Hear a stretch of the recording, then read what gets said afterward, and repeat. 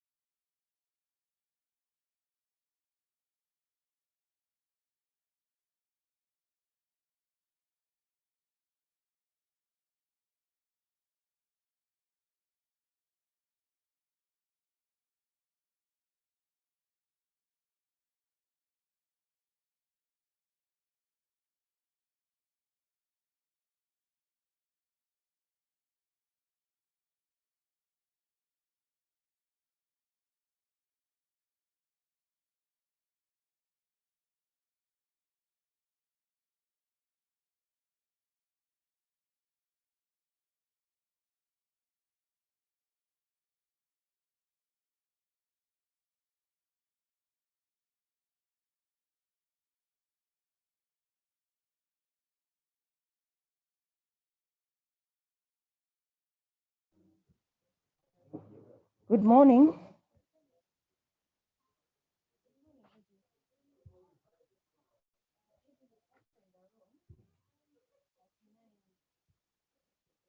Good morning. Good morning. Can you all hear me?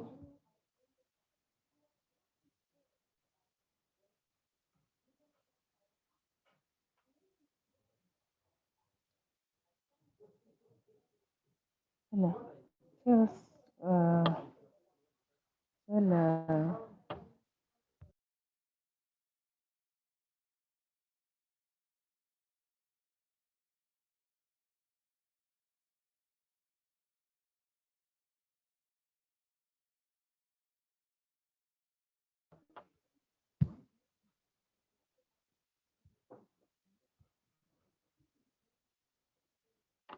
Okay. Good morning, our dear participants.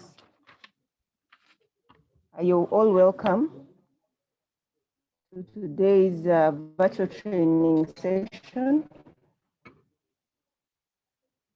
Thank you very much for making the time to be with us today off your busy schedules. We really appreciate your time and your interest to improve your businesses and to participate in these trainings. So as part of Uganda Export Promotion Board export readiness activities, we are carrying out a series of trainings. Some of you have participated.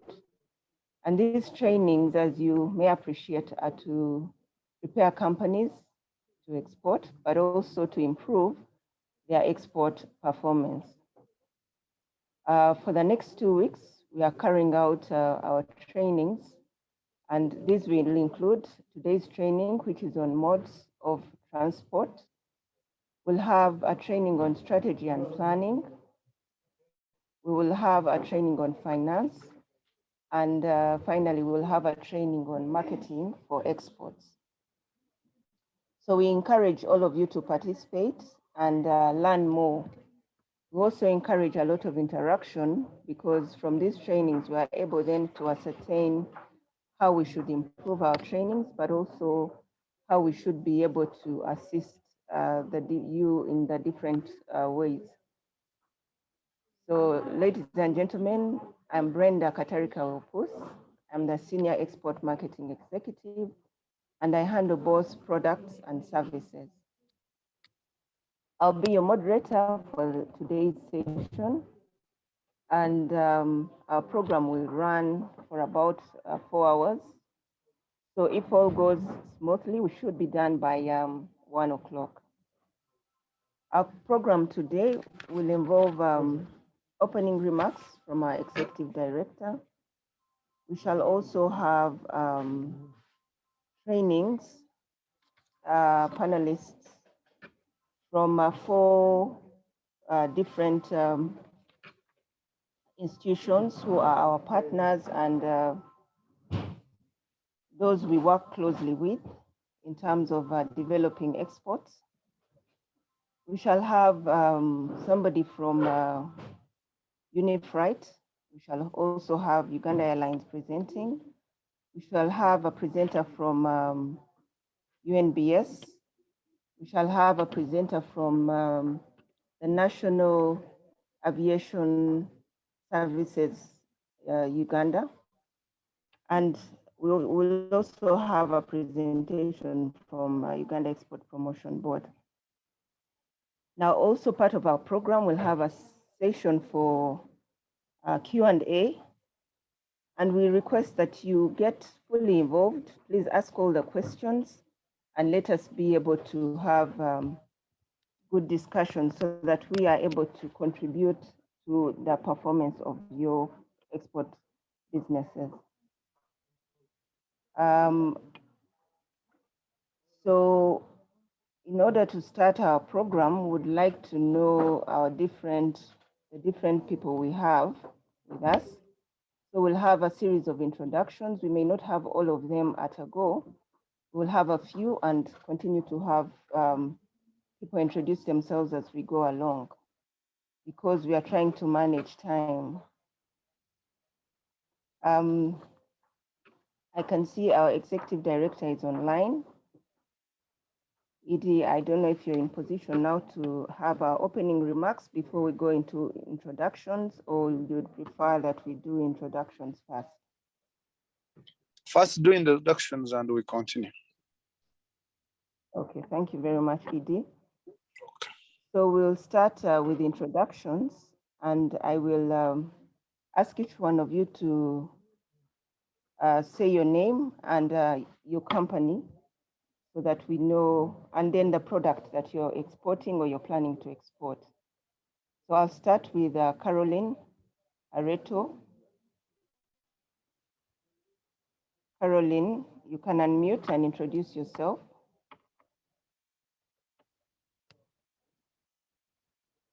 Caroline, can you hear us? Please introduce yourself, Caroline Areto.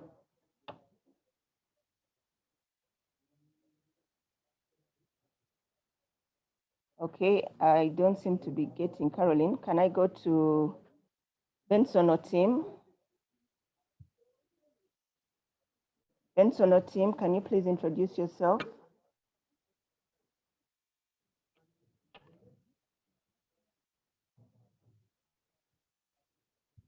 Hello, Benson. Please introduce yourself.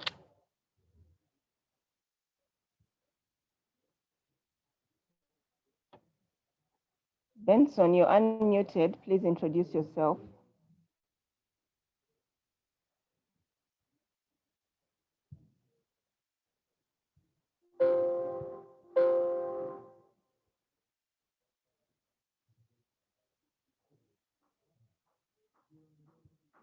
Okay, I don't seem to be getting Benson. And I have Mpora. Yes, please. Yes, good. Mpora, please morning. introduce yourself. You're welcome. Good morning. Good morning. My name is Mpora. Represent Hamlet Group. We're planning to export coffee to UAE. We have obtained some orders, and yeah, that's why we're participating. Thank you very much, Mpora. I'll now ask Charles Oluge.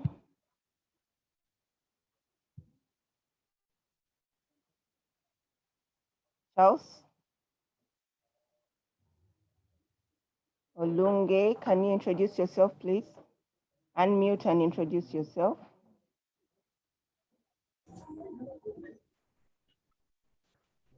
Yes, hello. Yes, I'm Olunge Charles from Big Crash Logistics. sorry, your line is not very clear. Could be network problem. Okay, now we can hear you. Yeah, my name is Olunge Charles from Crash International Logistics. Yeah, basically we plan to export charcoal. Okay. Caroline. I beg your pardon. Thank you very much, Charles. Thank you for the introduction. Now, can we have Carol Mumba? Charles, you can mute yourself.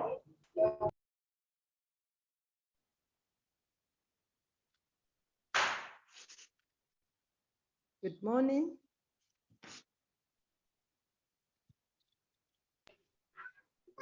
Hello, good morning.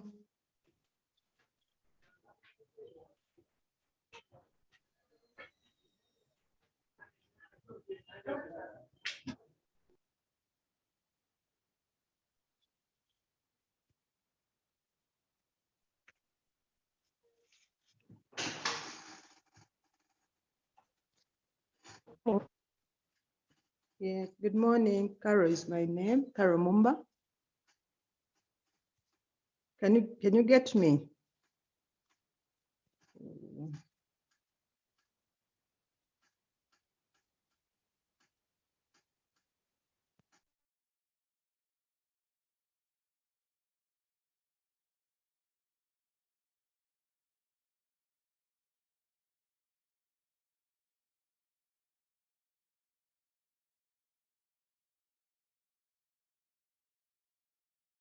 Sorry, my network had gone off. Sorry about that. Let's continue with our introductions.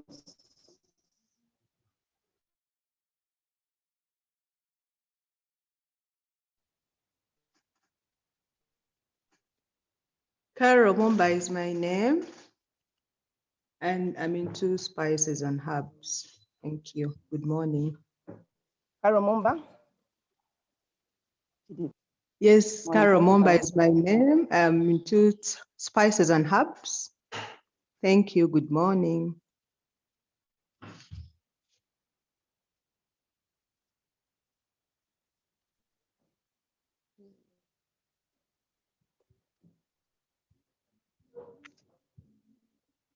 Okay, now we can go now to Roger. Roger Simba. Roger Sima. Hello, good morning, everyone. Good morning, Roger. I'm Roger Sima from Salama Coffee. We deal in coffee and we are looking at exporting. We've started exporting coffee globally. Thank you. Thank you, Roger. Next, I'll have Cosmas.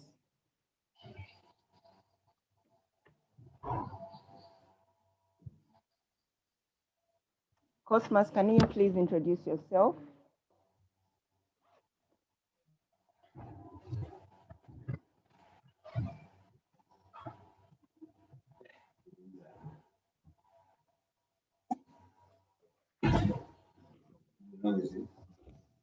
Cosmas, are you there?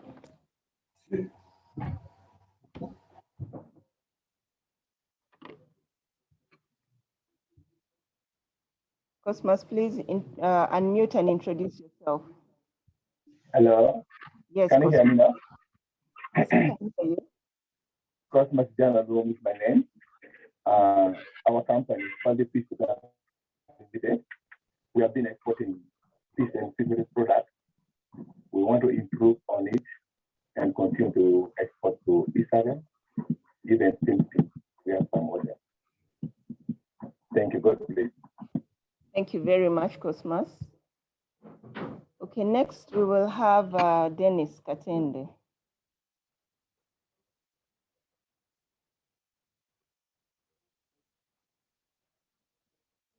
Dennis Katende.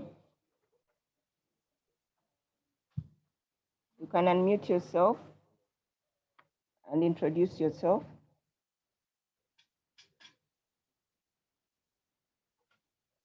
Hello, Dennis Katende is my name from Straightforward Limited, and we plan to export avocado, bananas, and pepper. Thank you. Thank you very much, Dennis. Next, I'll have Douglas K. Douglas K, please unmute yourself and introduce yourself. Hello, everyone. My name is Douglas Baguma from Innovex, and we are local manufacturers of solar electronics products and smart meters. We are looking at exporting this to East Africa. Thank you. Thank you very much, Douglas. Next, I'll have Edwin. Edwin, kindly unmute yourself.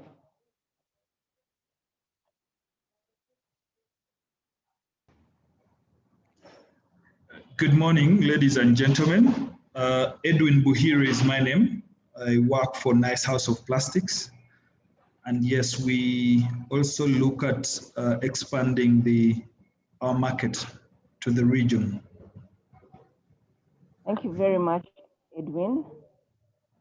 Next, I'll have Florence Kakande.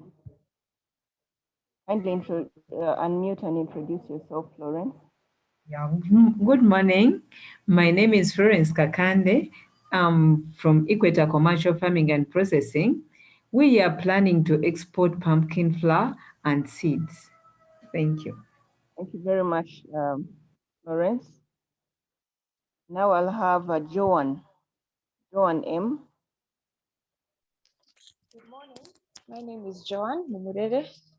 I from Karoba Scents Limited. We deal in scented candles and home fragrance products. And that's what we'd like to export to the region. Okay, thank you very much. Now I'll ask Joyce.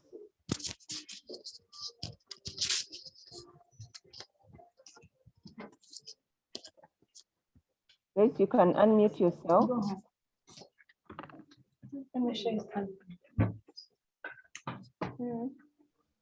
Alika, Joyce, you can unmute yourself, please, and introduce yourself. Good morning, participants. My name is Joyce Nalika from Fresh Herbs, Uganda. We are looking at exporting fruits and vegetables, avocados, matoke, sweet potatoes. Thank you. Thank you very much, Joyce. And now we'll have Martin Tiria Rugayo. Martin, unmute yourself. Thank you very much. Good morning, everyone. Thank you so much, Brenda, for organizing this. My name is Martin Triargayo, and I work with WebFarm. Briefly, WebFarm is an ICT-enabled platform that leverages on various agricultural value chain actors, with actually the aim of creating markets linkages and improve household income. So we basically connected to European markets for all the agricultural produce. Thank you. Thank you very much, Martin. Now we'll have Michael Bagea. Please unmute yourself and introduce yourself. Morning all, Michael Bagea. I'm representing Timeless Ventures, and our interest is fruits and vegetables. Thank you very much, Michael. Juliet Nabagesera. Juliet Nabagesera, you can unmute. Good morning, everyone. Morning. I'm called Juliet. Hello? Yes, please, go ahead. I'm called Juliet Navagesa. I'm representing Chirad Agribusiness Incubation Center. We are exporters of fresh fruits and vegetables. Thank you very much. Okay, we shall now have Paul Christopher Musinguzi. Please unmute yourself and introduce yourself.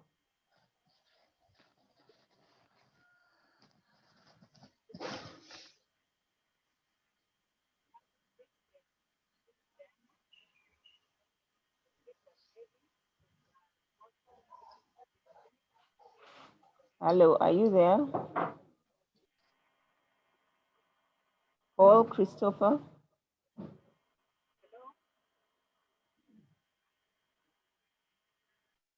Paul Christopher Musinguzi, are you there? Can you introduce yourself, please? Hello. Yes, now we can hear you. Okay. So on behalf of Chris, he's driving.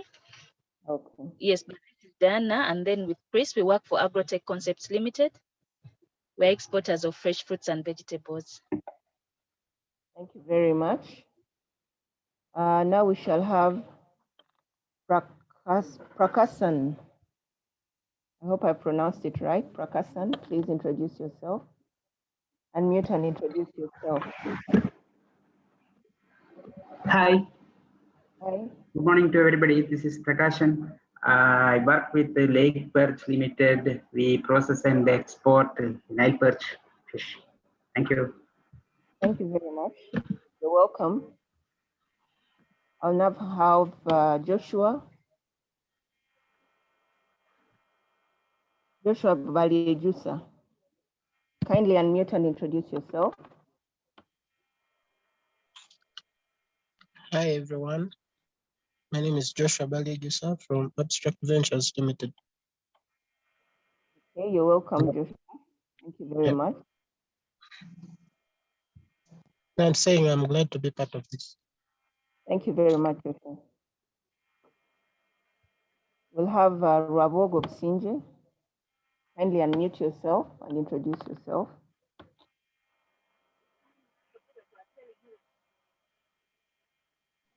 Morning participants. Rabogo Bsinje, working for One Industries. We do a lot of exports within the region and in Europe. Thank you so much. Thank you very much, sir. You're very welcome. I'll now go to Simon. Simon Tolit. Kindly unmute yourself and introduce yourself.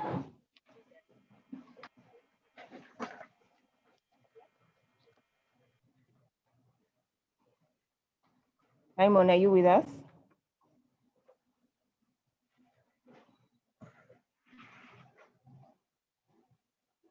Okay, Simon doesn't seem to be with us. Go down to Joshua Akandwanaho.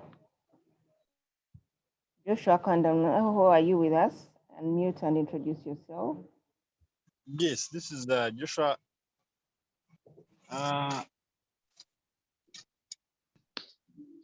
I'm Joshua Kandwanaho from Frank Farm Estates and then also Nita, Uganda. I work as a business process analyst.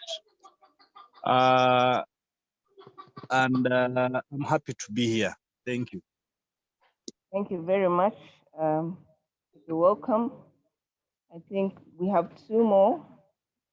Can we have Solomon Etiani?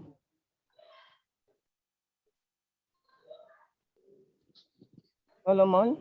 Yes, good morning, everyone. This is Solomon Etai. I work for Farm Africa, but I'm here on behalf of Northeast Chili Producers Association. They are wishing to export dried ABE chili. Thank you. Thank you very much, Solomon. And finally, we have Waswa. Waswa, kindly unmute and introduce yourself.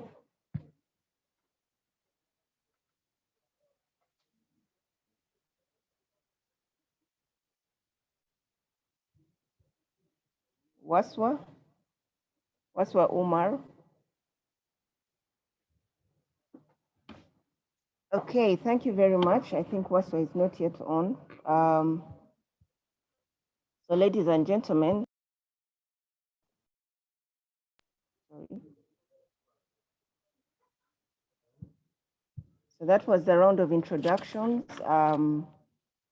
We are now at 9:20 and I'd like to welcome our Executive Director, Mr. Eli Twineo Kamjisha, to give us the opening remarks.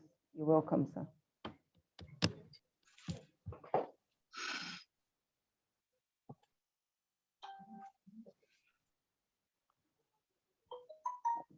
Edie, you're muted. Kindly unmute. Morning, ladies and gentlemen, and you are all welcome. Today we have another meeting, another event, another activity. Yesterday we had one on education exports. Now we have one on the issue of transport and logistics. Again, I'm happy to hear Unifreight, to hear Uganda Airlines, but also to see the numbers. The numbers are bigger. Maybe if we had a meeting, we would not accommodate all of you. Virtual meetings have attracted more people than otherwise would have managed. So there is always an opportunity amidst and inside the challenge. Transport is so important. The entire issue of logistics is so important for exports, but not only for exports, for all trade. And you must plan your transport. You must plan your movement along with the documents to be able to succeed in international marketing, to succeed in export management, to make money. And transport is a cost that you have to calculate very carefully, or else you would have the costs of the product being expensive, and then you will not compete very well in the international market. So we thought that transport is an aspect that we should cover so that you can understand some of the nitty-gritties, so that you can learn from the pros. We normally use the word pros, the professionals, like Unifreight, which has been doing it for a long time. We learn from the airlines because ultimately, we want to make more money ultimately for Uganda. We want to create more exporters. We want to create more exports. Ladies and gentlemen, thank you for coming. I want to take this opportunity to open this activity officially. Thank you. Thank you very much, Edie, for the opening remarks. Now, our dear participants, we will have a bit of a change in our program. Some of our resource persons are still getting on, so I will switch the program and allow them to present as we go along. So our first presentation will be from Uganda Export Promotion Board, and then we will follow it with Uganda Airlines, and then we will follow it with the Uganda National Bureau of Standards, and then I will be updating you on who will present after that. So without wasting much time, I would like to introduce our first presenter from Uganda Export Promotion Board. He is John Bosco Luere, and John will be presenting to us today about the knowledge requirements of staff handling export procedures and documentation in line with the modes of transport that we will be hearing from today, and that's mainly the land and air. But he'll also mention something about the water and rail. So without wasting much time, now it's about 9:24. We're trying to manage our time. John will present until 9:40, and then we can have our next presentation. So John, you're very welcome. Please go ahead. Thank you, Brenda. Let me start by welcoming the participants. Thank you very much for making time to join us this morning. And it is indeed a pleasure to have you with us. Each time we have such meetings, just as the ED said, it is an opportunity for us to also learn about what is taking place out there, because it is you, the practitioners, that are dealing with these issues on a day-to-day basis. So it is really a knowledge sharing session for everybody. Today, I will be speaking about knowledge requirements for staff handling export procedures and documentation in relation to the different transport modes: air, water, land, and rail. To start with,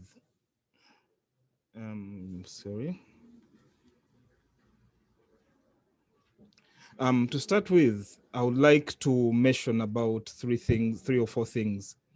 Now, as an individual or as an officer who is in charge of handling export procedures and documentation, it is an expectation that you have a very clear understanding of the company's business strategy. Okay? Because whatever you're doing in handling the transportation or shipment of documents, it is all in fulfillment of the strategy that has been laid out by a company. So you're part and parcel of that strategy, and whatever you do does impact the success of the strategy of the company. The number two, it is also a requirement, although sometimes much of this is left to people in the production area, for you to have a clear understanding of the import and export regulations of both the source, which is the supplying country, and the destination market. So how you handle your consignment will be entirely determined by those regulations. For example, if you're exporting to Kenya, unfortunately, we're having some issues with Kenya right now. So you need to have the understanding of both the regulations in Uganda and Kenya. So whatever you do should clearly fulfill those regulations. Thirdly, as an individual who is handling export procedures and documentation, you should also have a clear understanding of how you prepare and handle the goods that are to be shipped. Because as we shall discuss, depending on the kind of contract that you'll be executing, any damage to goods during the course of shipment may be a cost on the company. So as a person in charge of shipping, you should be able to clearly advise the production units on how to properly and effectively package and prepare goods for shipping. Then of course, the other point would be payment. So although you may not be wholly involved in the payments, you play an important role in ensuring that the company gets paid. And why is that? Because payments, especially say if we look at things like letters of credit, are against documents. So you'll be expected to prepare and present sufficient documents John, for we you can't see. to get You're not paid. running your slide.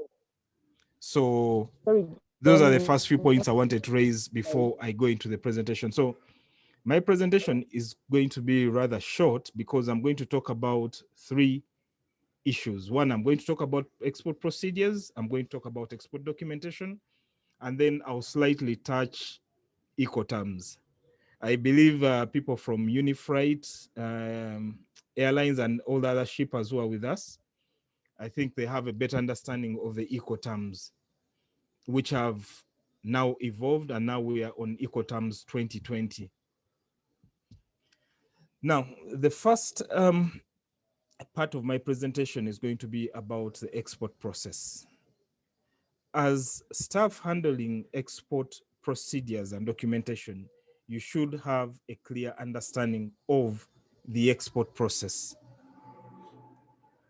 Now, what we have on the screen here is a simplified illustration of the export process, starting all the way from how you prepare how the company prepares itself to diversify into exports, going all the way up to the point where you get paid, and then the process goes back in the cycle.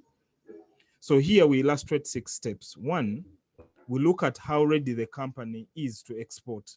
Now, several of you who are with us today, you must have gone through what we call the export readiness process. So the whole essence of this process is to assist companies put in place the fundamental or the prerequisite requirements for you to diversify into exports. So here we'll look at things like your registration status. Here you will look at your product selection and market selection. Here you look at things like setting up bank accounts and other issues that are laid down by the different regulations that are going to affect the products you're going to export. For example, in our team, I see we have people who are going to venture into coffee. As we shall discuss later, the expectation is at step 0, you would have considered everything that is required to get a coffee export license, because without that license, you will not be able to fulfill all the other steps. That is, you will not be able to export. So that's the first step. So as a staff who is involved in handling consignments for export, you should ensure and advise the management team on those key things that need to be in place for you to be able to successfully execute your target export transactions. Now, number 2, or what we call number 1 here, is about identifying foreign buyers. Now, in the course of trying to find buyers for your products, you're going to do a number of things. You're going to be, say, for example, you're going to interact with institutions like Uganda Export Promotion Board, who you're going to work with to connect and link to buyers. You're going to maybe participate in trade fairs. You're going to participate in trade missions and other issues of that nature. Now, why is this important to you as a person handling exports?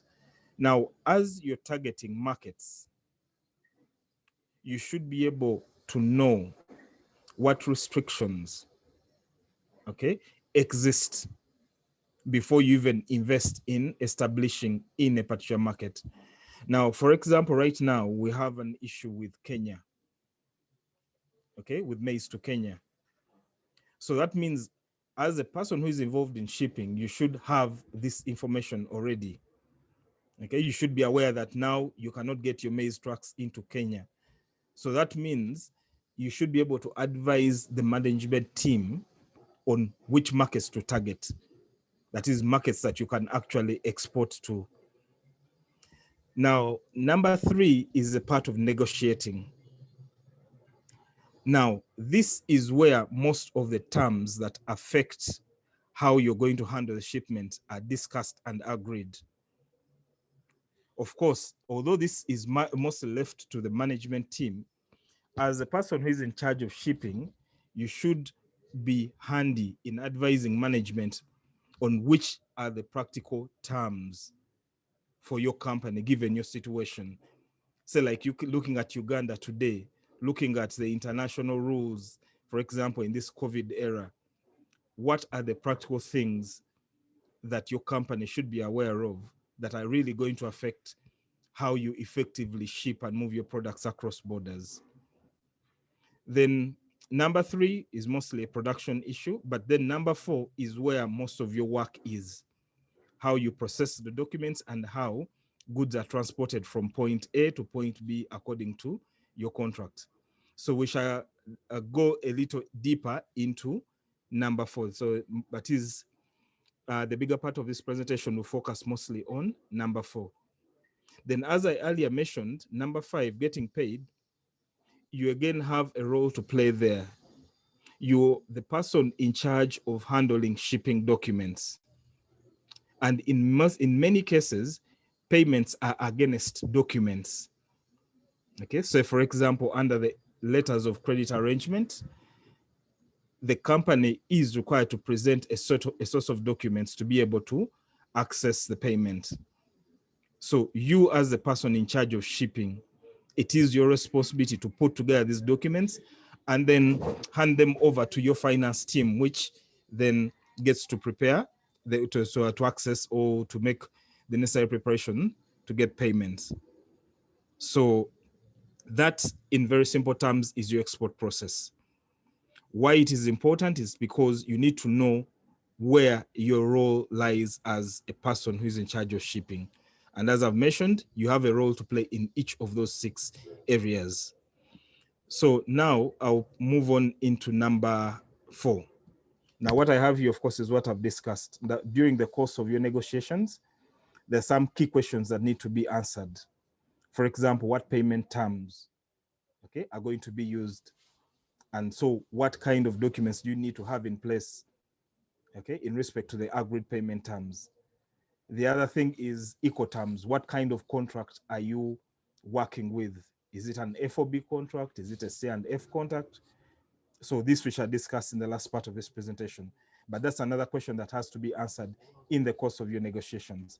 Now, the reason I'm bringing up negotiations here is because I told you that in part 2, this is where most of the terms that will determine how your products or your shipment moves are agreed upon. Now, another question that has to be answered in the course of the negotiations is who is responsible for the shipping of the products and from what point to what point? Again, this relates directly to your Ecoterms. And same thing goes to the next bullet point, who is responsible for hiring the freight forwarder. Again, we shall look at this in Ecoterms. You need to know where your responsibility starts and where it ends. So I'll then move on into export procedures and documentation.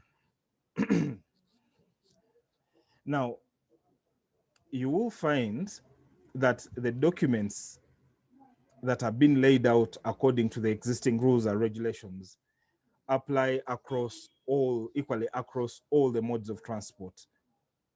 Whether you're working with air, whether you're working with water, whether you're working with rail, the documents that I'm showing you here apply equally in all cases. So I'll start with the general documents. So we call them general is because these are documents that you acquire once at the beginning, and then you will not need to have them done each and every time you're doing a consignment. Of course, these start with simple, with the general procedures like registering your company and getting a TIN number, which I believe all of us are familiar with now. And then 2 goes to acquisition of licenses and permits. Now, importantly, especially for the participants that are in coffee, even though we are in a position whereby the economy has been liberalized, we still have licensing and permit requirements for a couple of regulated products. And please understand that you will not be able to move your product out of the country unless these permits are in place. Okay, so from the introduction, products that I've identified that will require a permit are coffee. So colleagues that are in the coffee, please ensure that we have your coffee export permits before you even consider moving your shipment. Now, I've heard of a colleague who is going into charcoal. Because of the timber export licensing regime, I think we need to have a little more detailed discussion about your export objectives in relation to charcoal. So we need to understand whether you'll be able to move this product given the existing regulations on timber and timber products. So moving on, the next question then would be, how do we get these licenses? So as you're aware, there are different competent authorities that are in charge of the different sectors. Those are the entities that will issue the licenses. For example, for coffee, you have your CDA. For fish, you have Ministry of Agriculture. We're also in charge of the animal products. Then we have the minerals, Ministry of Energy and Mineral Development. They're the people in charge of the mineral sector. Now, for all products that are not regulated, what happens is all you'll be required to do is to register as an exporter. And this can be done on the electronic single window. However, for people in the fruits and vegetable sector, and I think some of you have already undergone this process, the registration is offline. The reason it is offline is to help government through Export Promotion Board and Ministry of Agriculture to work with you to put in place the prerequisite infrastructure for you to be able to handle fruits and vegetables for export. So what we do is we take you through a process whereby we're able to work with you on the different issues that relate to handling of fruits and vegetables for export. For example, the pack house issue, the issue of the agronomists, the issue of farmers. So through the offline registration process, we're able to work with you so that you have these in place. And at the end of that process, we'll issue with an export number. So this export number is all part of a larger traceability system that is being set up to help government regulate and monitor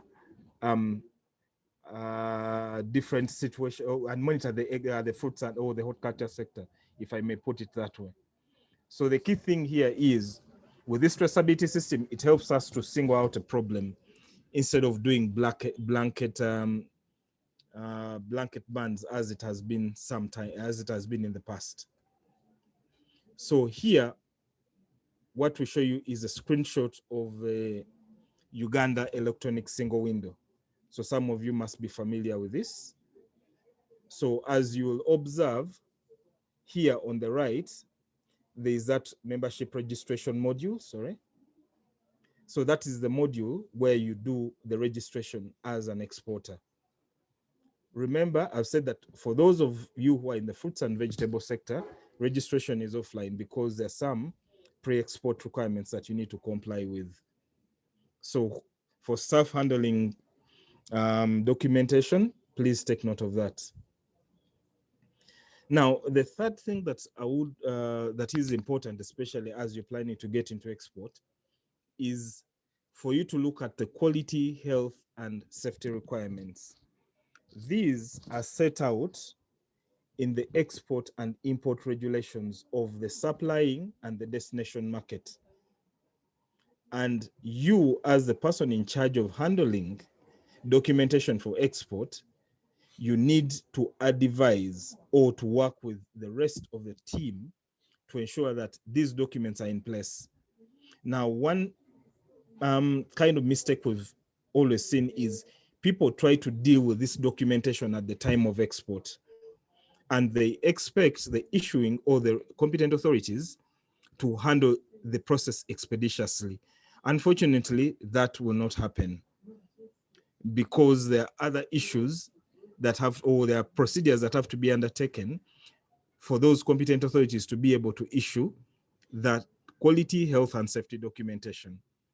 So remember to look at which are those requirements that relate to the products that you're going to export. Okay, so for people, for example, in the fish, I think you've already experienced this. There's some health certification you have to acquire in relation to the facility that you're using to handle or to process the fish.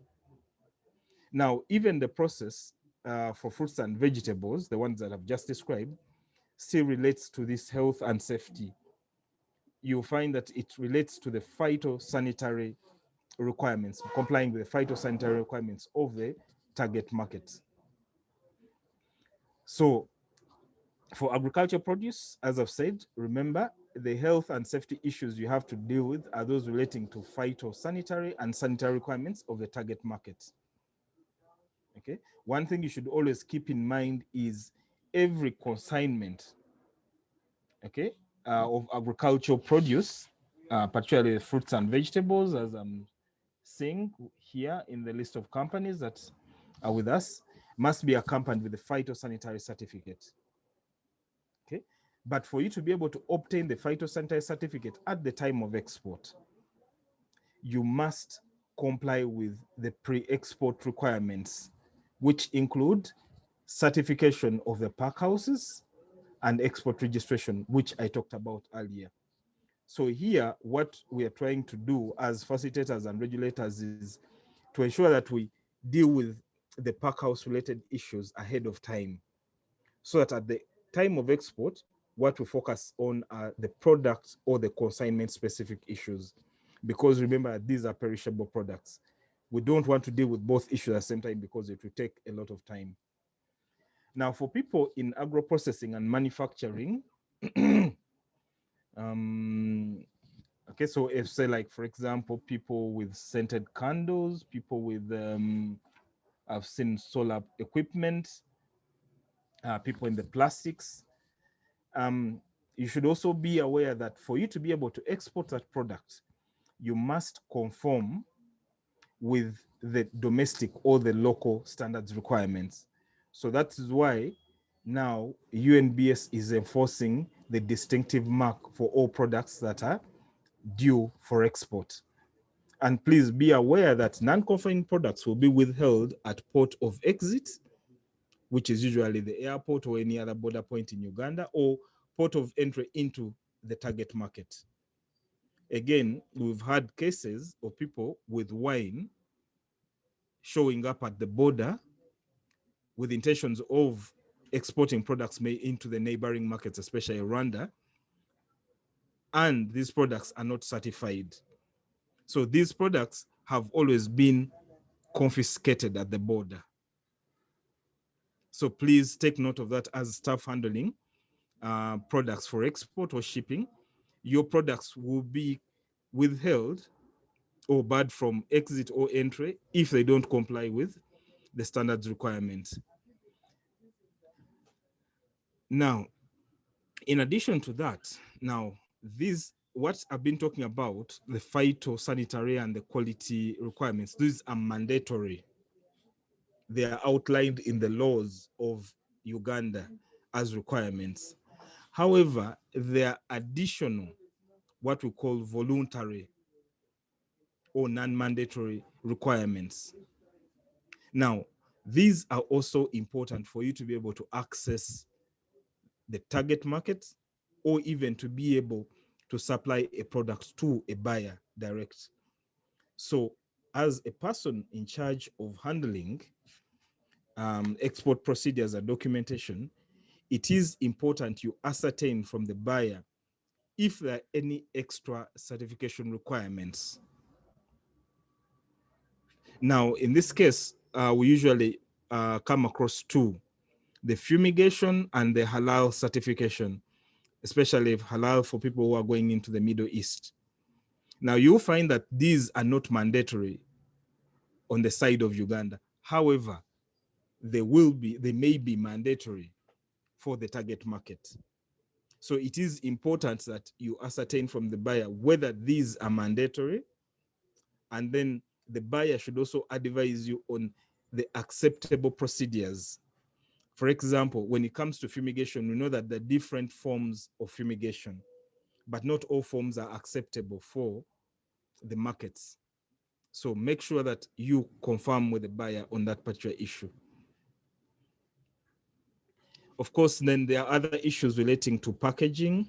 For example, we've observed that people who use wooden pallets for export, again, these have to be certified. Okay, so those are extra requirements.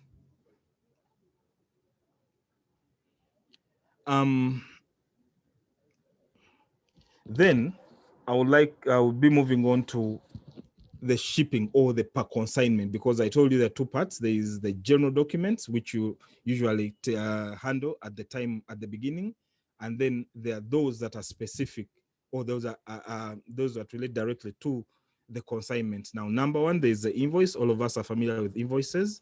That is required. It's a primary source document for information captured in the custom system.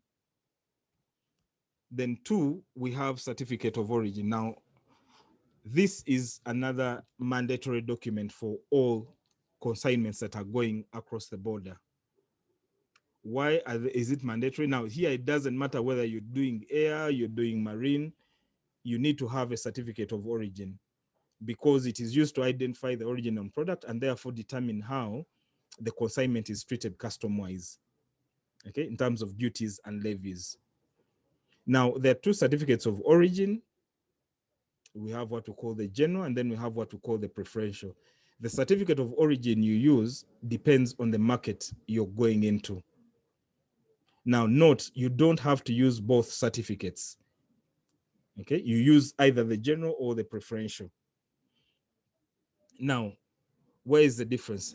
The general certificate of origin is much more so the standard certificate of origin, which has no special terms or benefits attached to it. So it's usually used for information purposes.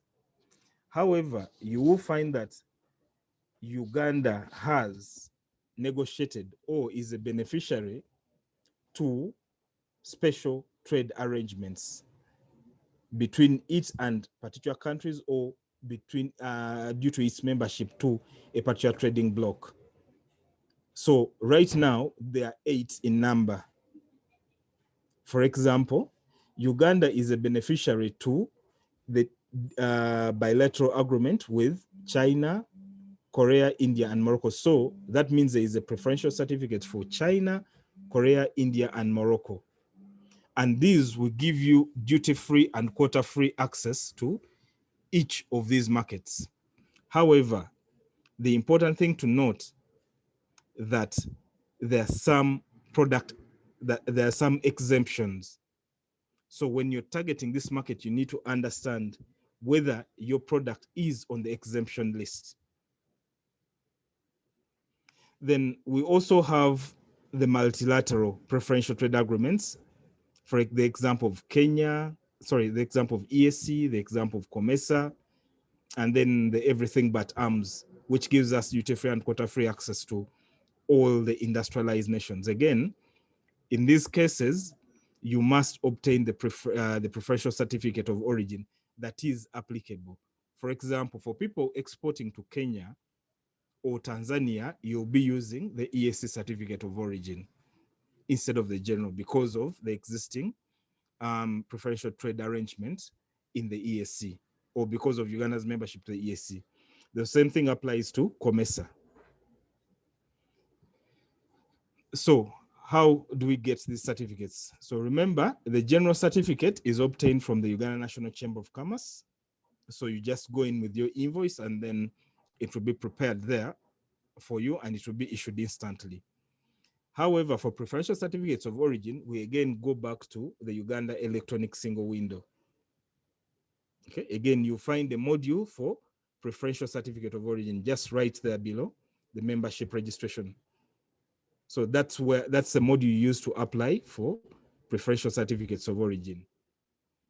Now, one important thing to remember is the EU, which was formerly using the Form A, has now come up with a separate system, what they call the REC system, the Registered Exporter System. So under this system, we are no longer using the Form A for EU. What you're required to do is to pre-register with the EU as an exporter. So what I'm showing here is a snapshot of the REC system. So for all of us, for the companies, especially those that are in F1V or those that are targeting the EU, please remember that you have ahead of time to register in the REC system. Okay.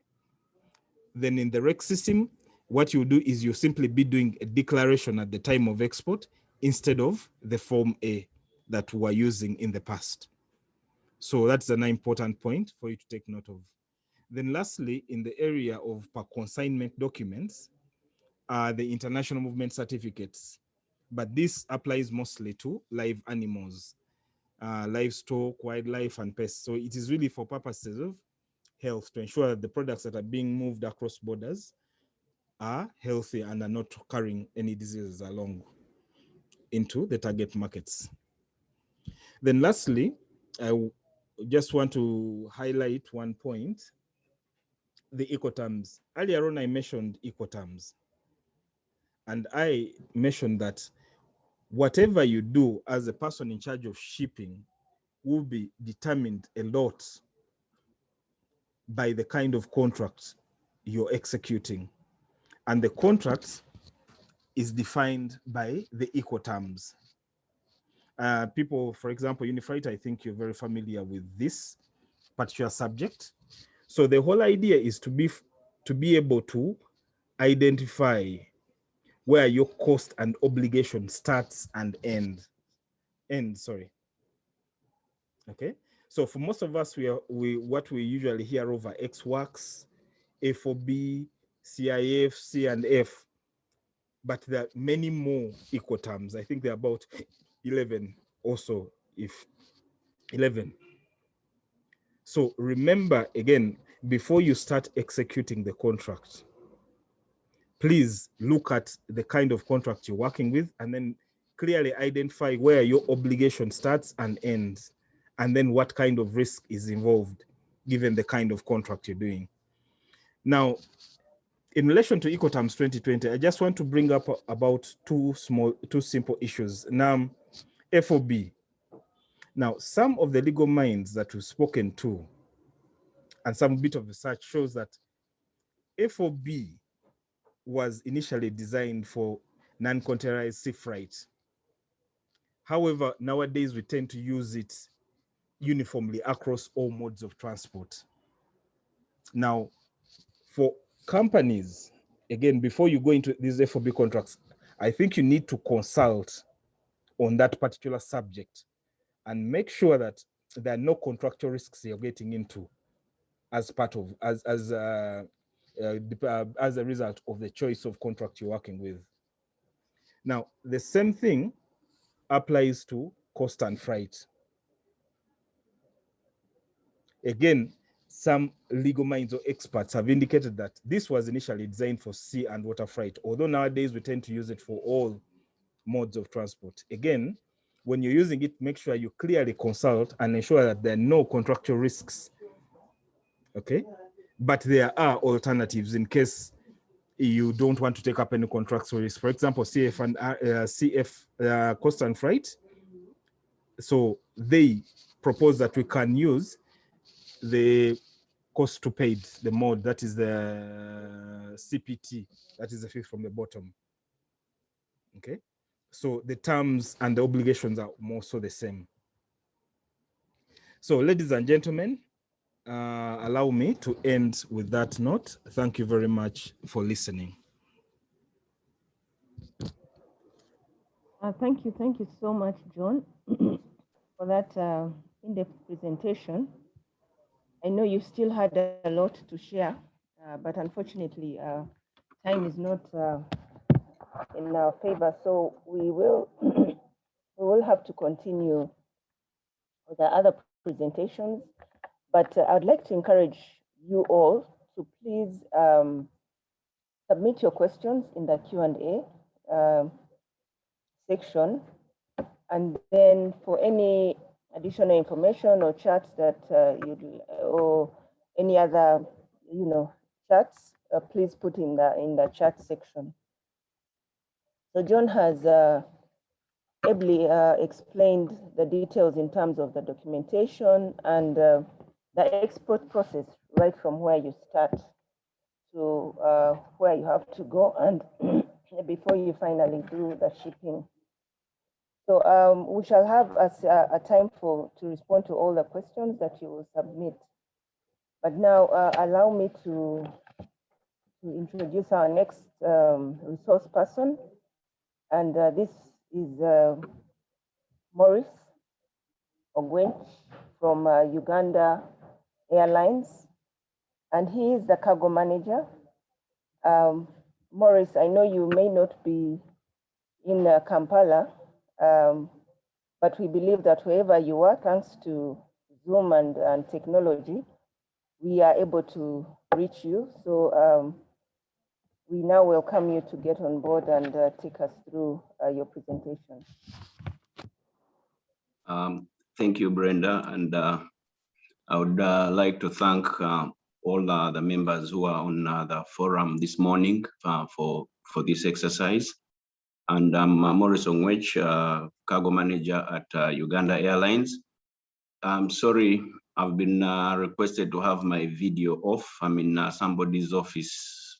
We've had a series of meetings, a number of meetings over a short time period. And so this meeting coincided with another meeting that had been set up before. And my host has politely requested to have my video off. And I'll request all of you to bear with us. Thank you so much for the opportunity to be here to make a presentation on the role the airlines play. We are basically looking at airlines as a channel of distribution and the considerations in choosing which airline to ship your goods on. Amongst all the modes of transportation, the airline provides the most effective, most efficient, and time-saving mode of transportation. So in one choosing which airline to ship their goods on, and here we are looking at all types of goods. We are looking at perishables, we are looking at general cargo. Of course, the biggest percentage of what we ship out of our market is perishables. Over 92% is perishables out of Entebbe Airport. So in choosing which airline one is going to ship with, a number of considerations and factors are taken. First, and I mean, time being of essence, first and foremost, the route. When I say the route here, I mean from point of origin to destination. So the most direct route usually is the best. Actually, the most direct route is the best route for you to use. It eliminates a number of possible currencies along the distribution line. So say you're moving perishables from Entebbe to London. I'll take London as it's one of our Uganda Airlines destinations. Currently, we don't have a direct operator from Entebbe to London. So all the operators here will go via some point to get to the market. Now, for somebody going out to ship, other considerations remaining constant, if time is the most critical element to you, say you're shipping perishables, then the most direct route would be best. Now, Uganda Airlines, as an example, will fly directly from Entebbe to London. So choosing Uganda Airlines would be the best decision one would make. Of course, there are other players in the market. So to London, you have Brussels Airlines, you have KLM, you have the freighters, Turkish Airlines, you have a number of options you can go by. But the option for the direct option, so if you chose any other airline as a typical scenario, you'd fly from point A, which is Entebbe, and our destination being point C. You have a transit point at B. There are a number of eventualities that can happen at point B as your transit point. Missed connections, documentation issues can get picked up. A lot can happen. Cargo might miss connection because the initial inbound carrier got in late and couldn't make the connection for the next carrier to transfer the cargo. So route as a factor becomes very critical in choosing which airline you're going to go with. Second consideration would be price, very critical. The price you get eventually determines the margins you make as an exporter. So different airlines have different prices. We have standard prices basically in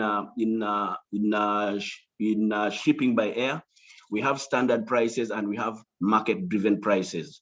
Standard prices are they are published, they are issued by IATA. IATA is being a regulator. IATA has rates that are published that airlines go by as a standard guide in choosing. And the standard rates are basically based on weight and distance. What you notice about them is the longer the distance of carriage, the higher the rate usually. Then based on weight, the higher the weight, the lower the rate per kilo. The rate comes down as the weight you're shipping goes up. Of course, up to a limitation of about a ton. Some airlines will make a consideration. If you exceed the 5-ton mark, they might remove 20 cents for you off every kilo, 50 cents. It depends basically. So when you're looking at the rates, you have the standard rates and the market-driven rates. The rates we apply in Entebbe as a market, most times are market-driven rates. And the reason we mostly use the market-driven rates is it's very competitive. There are very many, the number of options a shipper has. So you can choose to go to this airline or that airline. And because all these airlines are flying into the similar markets really, but through different routes, the competition is high. So the rates we apply, the pricing / rates that the airlines use is mostly market-driven rates. So with market-driven rates, it's important for the shipper to know that these are negotiable. You can negotiate a rate. You come to me, you're looking to export, say, fruits and vegetables to Dubai, and I give you a quotation, say $1.2, $1.25 per kilo, okay? Entebbe to Dubai for your 1 ton of matoke and say any other perishables. You might not be happy with that rate, and you're like, Maurice, at this rate, I'm not working. I request that you remove 50 cents for me, or you remove 20 cents for me. Where I can, I will do something, because one, I need your business. I value you. Without you as the shipper, the airline carries nothing. So you are very critical in the process, and your voice matters. So you can negotiate the rate or the price that the airline gives. Of course, the airline has a minimum rate below which it will not go. So your negotiation ability comes in very critically in the final price that you get. And of course, that eventually impacts on your final profit margin. The third consideration is credit. Yes, credit. Airlines don't want to hear the word credit, but without credit, it's most likely you will fly out at 30% of what you would have eventually carried out if you had the credit option out there. And there are different reasons why airlines don't want credit. For us as Uganda Airlines, I'll give you us as a typical scenario. We had an airline in the past. One of the reasons that did not work out was credit. Too much credit went out into the market, and it was not appropriately collected. And of course, that created financial difficulties for the airline. Now, we also understand the fact that not every shipper has the money to pay up front to ship their goods. So We have also, the airlines come up with modes and operating structures that enable the shipper to ship where they can't pay fully. The airlines accept part payments, that is one. And two, the airlines also have arrangements with other agencies that will offer credit to the shipper, and the agencies pay back over a given period of time. So the burden of credit and collection goes directly to the agent, who is of course paid a commission by the airline to undertake this risk. So the airline has its guarantees of payment from the agents who have furnished bank guarantees, and the shipper gets the desired 3-day, 4-day, 1-week credit that they need. So for a lot of shippers, especially the perishables, you send your goods to the consignee. The consignee does not pay you until they have received the goods. So payment comes a few days down the road. Now, when you send your goods, a few days later, the money is paid, then you go to the airlines and make the payment for what was sent out. For many, you ship out, you make your first shipment on credit under the arrangements I've explained. When you come to make your second shipment, you pay for the first shipment. That a line of credit that the airlines extend out to the shippers is very critical. So for you as a shipper, you need, if you're a shipper who depends largely on credit in order to have your goods moving out, depending on your arrangements with your consignee, it is critical to choose an airline that will give you different modes of payment and credit terms, as I've explained. They might not be direct, but still it is credit arranged by the airline. Another reason for consideration is the product you're shipping. We have perishable cargo and we have general cargo. General cargo has time. You can give you can give general cargo time to get into the market. Nothing goes bad. But when you ship perishables, it is critical that time is short during transportation. Of course, these things go bad. The airlines provide temperature control during transportation. However, in certain situations and circumstances, depending on the airline you use, certain aircrafts don't have temperature control. So you might choose an airline, offer them your perishables, say from Entebbe to a particular market, and there's no temperature control provided for by the airline. Of course, the airline will not tell you that our aircraft doesn't have temperature control if you don't inquire. So you need to inquire from the airline if the aircraft has temperature control. Different aircraft, the older versions of aircrafts usually have challenges with temperature control. The more modern ones, it comes as a given. They have temperature control. And then also different holds of the aircraft there are holes that don't have, an aircraft has different loading compartments, okay? Like these are sections of the aircraft in the lower part of the aircraft where cargo is kept. Certain sections have temperature control, others don't have. So it's important for the airline to know, and of course, it's important for the shipper to know and get this information from the airline. Will you provide temperature control during transportation? This, of course, also eventually impacts on the quality of your product when it reaches the market. So the type of product will determine. General cargo may take a few days to get delivered, but perishable should be delivered in the shortest time possible. And of course, where you're looking at that, then of course, route also still becomes a factor. And if you're looking at that, we had mentioned somewhere the price, the type of cargo, whether it's perishable or general, will determine the price as well. General cargo usually attracts a higher price than perishables. The price for perishables is lower.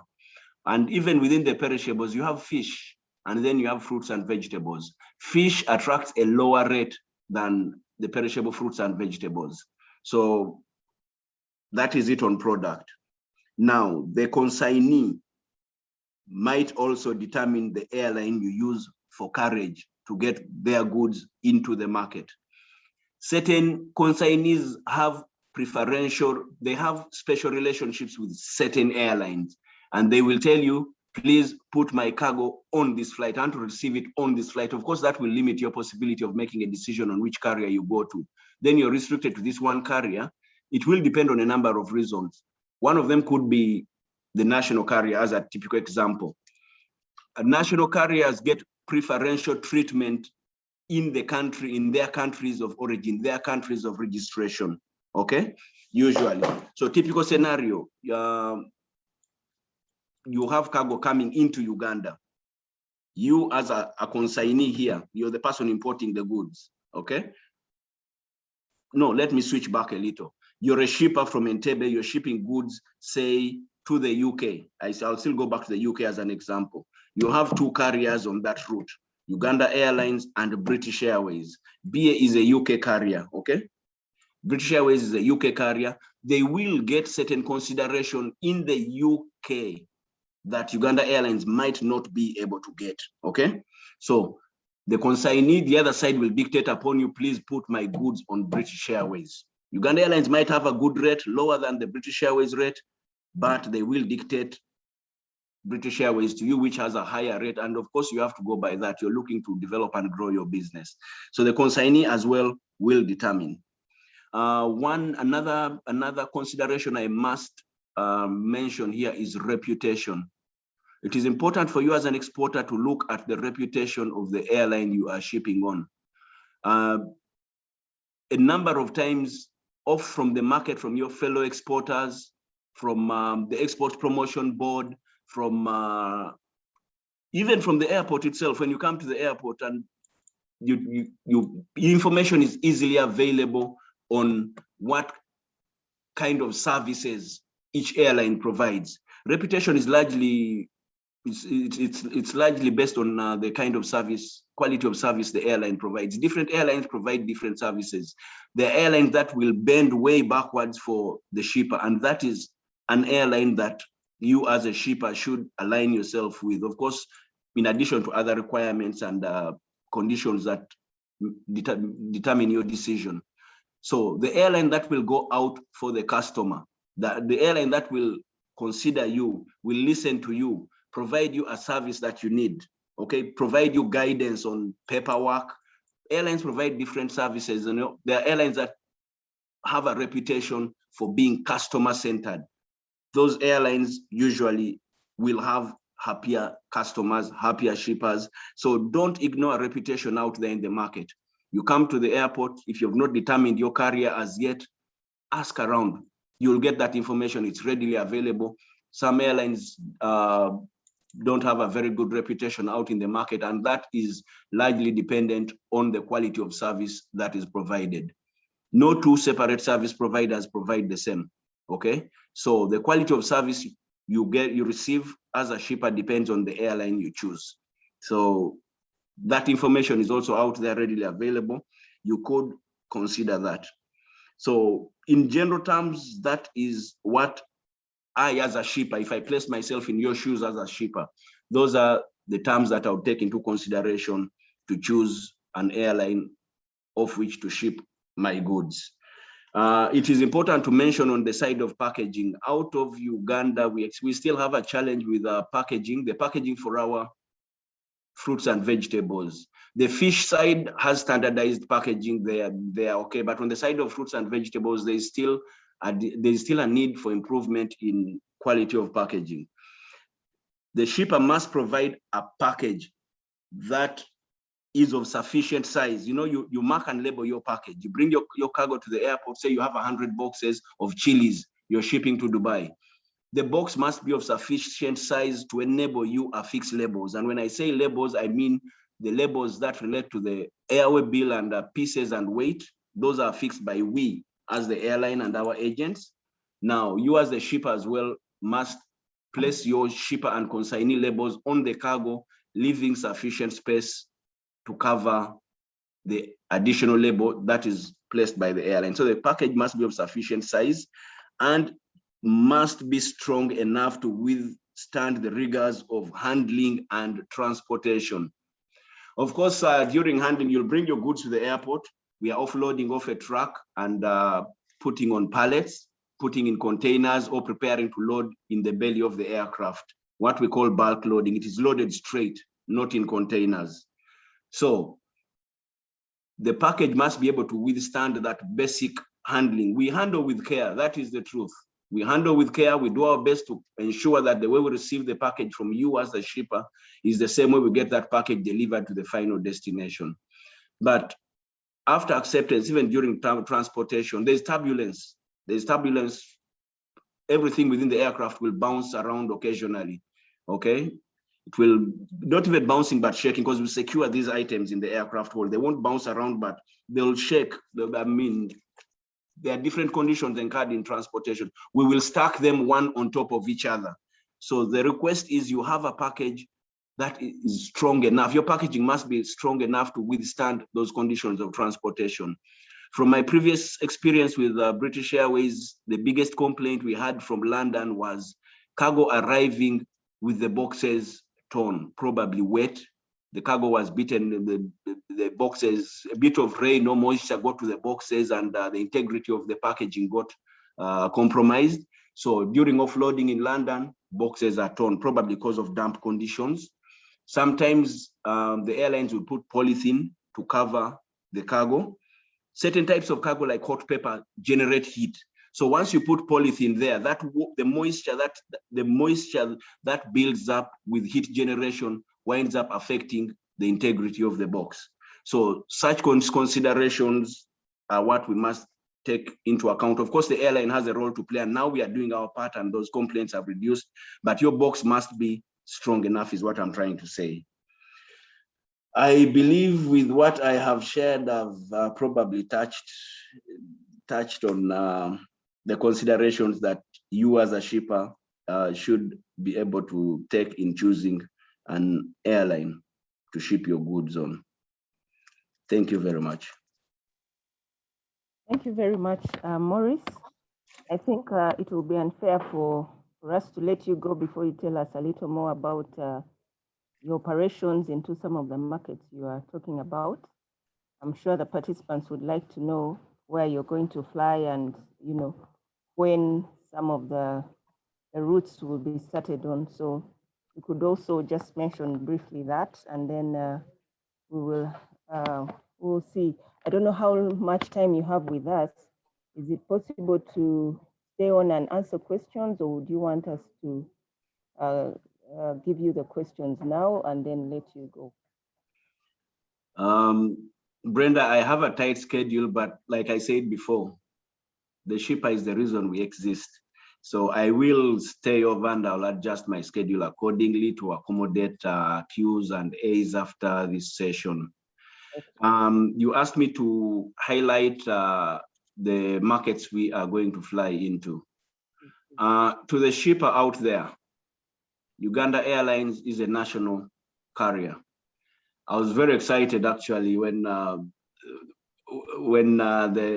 whole revival of the airline popped up on our radar. It's been going on for a while. The airline has been operating for close to 2 years now. Of course, we've almost lost a year out due to COVID. COVID limitations, flights have been restricted and all that. But basically, we've been flying with the Bombardier CRJ 900. It is a shorter range aircraft with limited cargo capabilities. That Bombardier will carry up to a ton with a full passenger load. It's maximum up to a ton. Usually will not even reach a ton. There are other considerations like the distance you're going to fly, because that of course then affects the amount of fuel you're going to uplift as an airline. The more fuel you carry, the less the cargo capacity you have, because any weight that you increase on that aircraft reduces on the weight of cargo that you can carry as an airline. So basically the CRJs are flying regionally. We have flights from Entebbe to Juba, Entebbe to Mogadishu, and these are return flights basically. Entebbe to Mombasa, Nairobi, we have Zanzibar, we have Dar es Salaam and Kilimanjaro, we have Bujumbura, and we launched Kinshasa lately.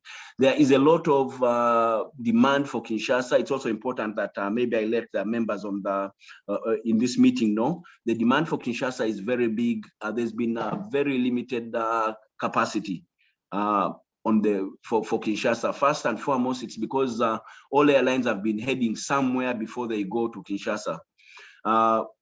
Like I mentioned earlier, your price will also depend on the distance over which your cargo has to be carried. So the longer the distance, the higher the price, and that is it's attached to the fuel element of cost. The longer the distance, the more fuel is consumed. So the airline has to recover that fuel off a surcharge on the shipper. So basically now we have a direct flight from Entebbe to Kinshasa. Out there, what the most requests we are receiving now is for fish and meat products. But of course, there is inquiries also for other types of cargo, but most is that. So basically the CRJs are operating on those routes I have mentioned.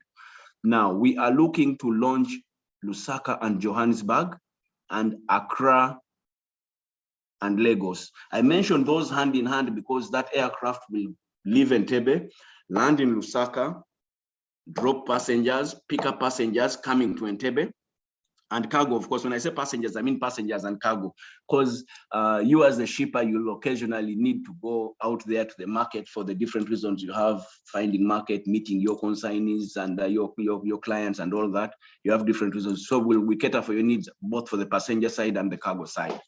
Now, from Lusaka, we'll lift off to Johannesburg, do the same drop off and pick up from Johannesburg and back to Entebbe. Same goes for Accra and Lagos.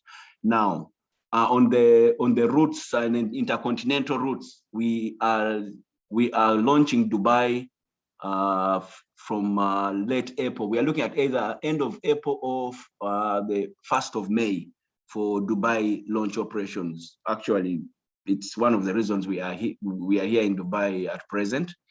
Now, Dubai, we have other players as well on the Dubai route. We have Emirates, we have Qatar that gets here via Doha, and Turkish. All other airlines come via somewhere except Emirates and Fly Dubai. We are pleased to add Uganda Airlines onto this route from Entebbe direct to Dubai and Dubai back to Entebbe. And I can assure the market that we shall have very competitive prices. We are your national airline and we shall do our best. Profit is a major reason of operation for all airlines generally. You need to sustain your costs. However, Uganda Airlines is a Ugandan carrier. One of the reasons for establishment is to promote Ugandan exports, to promote Uganda as a nation. So we are going to provide market competitive rates, and we shall listen to our exporters and try as much as possible to meet their requirements and exceed them. So that is for Dubai as one of the destinations. After launching Dubai, we expect to launch London, and happily we managed to get slots for London Heathrow. Initially, we thought it was Gatwick we were going to get, but well, we have London Heathrow, which is the preferred destination of, the preferred airport of the preferred airport in London. Of course, there's a number of airports in London, but Heathrow is key. It is the airport. So we have London Heathrow. I'm happy to announce that. London Heathrow should be launched about a month after launch of Dubai. Okay. Now, after Heathrow, we are looking to launch Mumbai as well. Mumbai, that is India. Some call it Bombay. And after Bombay, the last will be China, Guangzhou. We shall have direct flights from Entebbe to Guangzhou. All these 4 intercontinental destinations I've mentioned are destinations that we shall fly on a direct route basis. We leave Entebbe, straight to London, we leave Entebbe, straight to Dubai, straight to Mumbai, and straight to Guangzhou, and back to Entebbe. So we strongly believe we will have the shortest delivery times to these markets. And even where you need your goods to go beyond these markets, say you have goods going to Sharjah out of Entebbe, to Oman out of Entebbe, we will bring those goods to Dubai, and then we are making one of the reasons we are in Dubai is to make interline arrangements and code shares with other carriers who are operating within the region, so we are able to expand the market reach for the Ugandan product. For London, we will be able to take goods going to Europe, okay, fly them into the UK, then get them transferred from the UK to the final destinations. And same applies to India, same applies to China. We'll fly into Guangzhou, but we will look at Beijing as a destination and other destinations within the region. So I strongly believe and know that Uganda Airlines will suit the needs of the Ugandan shipper. We will do our own proud. I thank you very much. Thank you so much, Maurice. Thank you so much for that detail. And I'm sure it's of great value to our participants. We also appreciate the fact that you've given us more time with us. So we will continue with the presentations so that at the Q&A, you'll be able to respond to the number of questions that we have coming in from participants. So ladies and gentlemen. Thank you, Brenda. Okay, thank you so much, Maurice. Now we shall continue with our presentations, and then we'll get into Q&A when you raise your questions. But I would like to continue to encourage you to send in your questions in the Q&A section so that we will be able to go through them quickly once that time comes. Now, it would be best for us to hear from the National Aviation Services, because this ties in very well with the presentation that Maurice has just given us. National Aviation Services is the former Enhance, who do the handling of all those who use the airlines. So allow me to ask our presenter today from NAS to do his presentation on packaging and handling requirements for air freight cargo. So Mr. Andrew Ndungutse, welcome to give your presentation.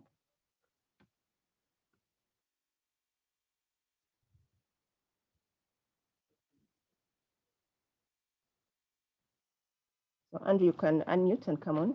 Thank you.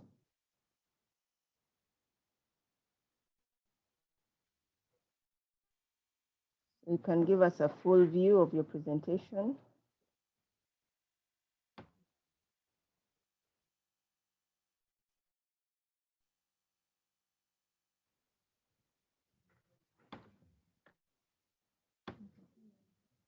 Andrew, you can mute. We can't hear you yet. Morning, Brenda. Sorry, I was trying to reorganize myself. Hello, can you hear me? Hello?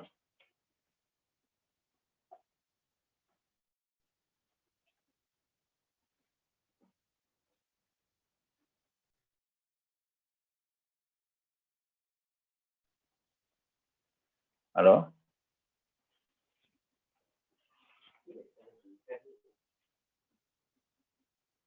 Hello?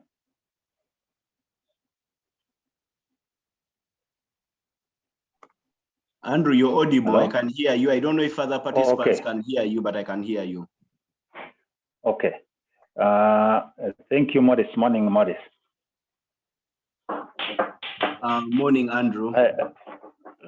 I'm having a difficulty to share my presentation. I don't know, but Brenda, can someone put my presentation on? Or I can talk over it.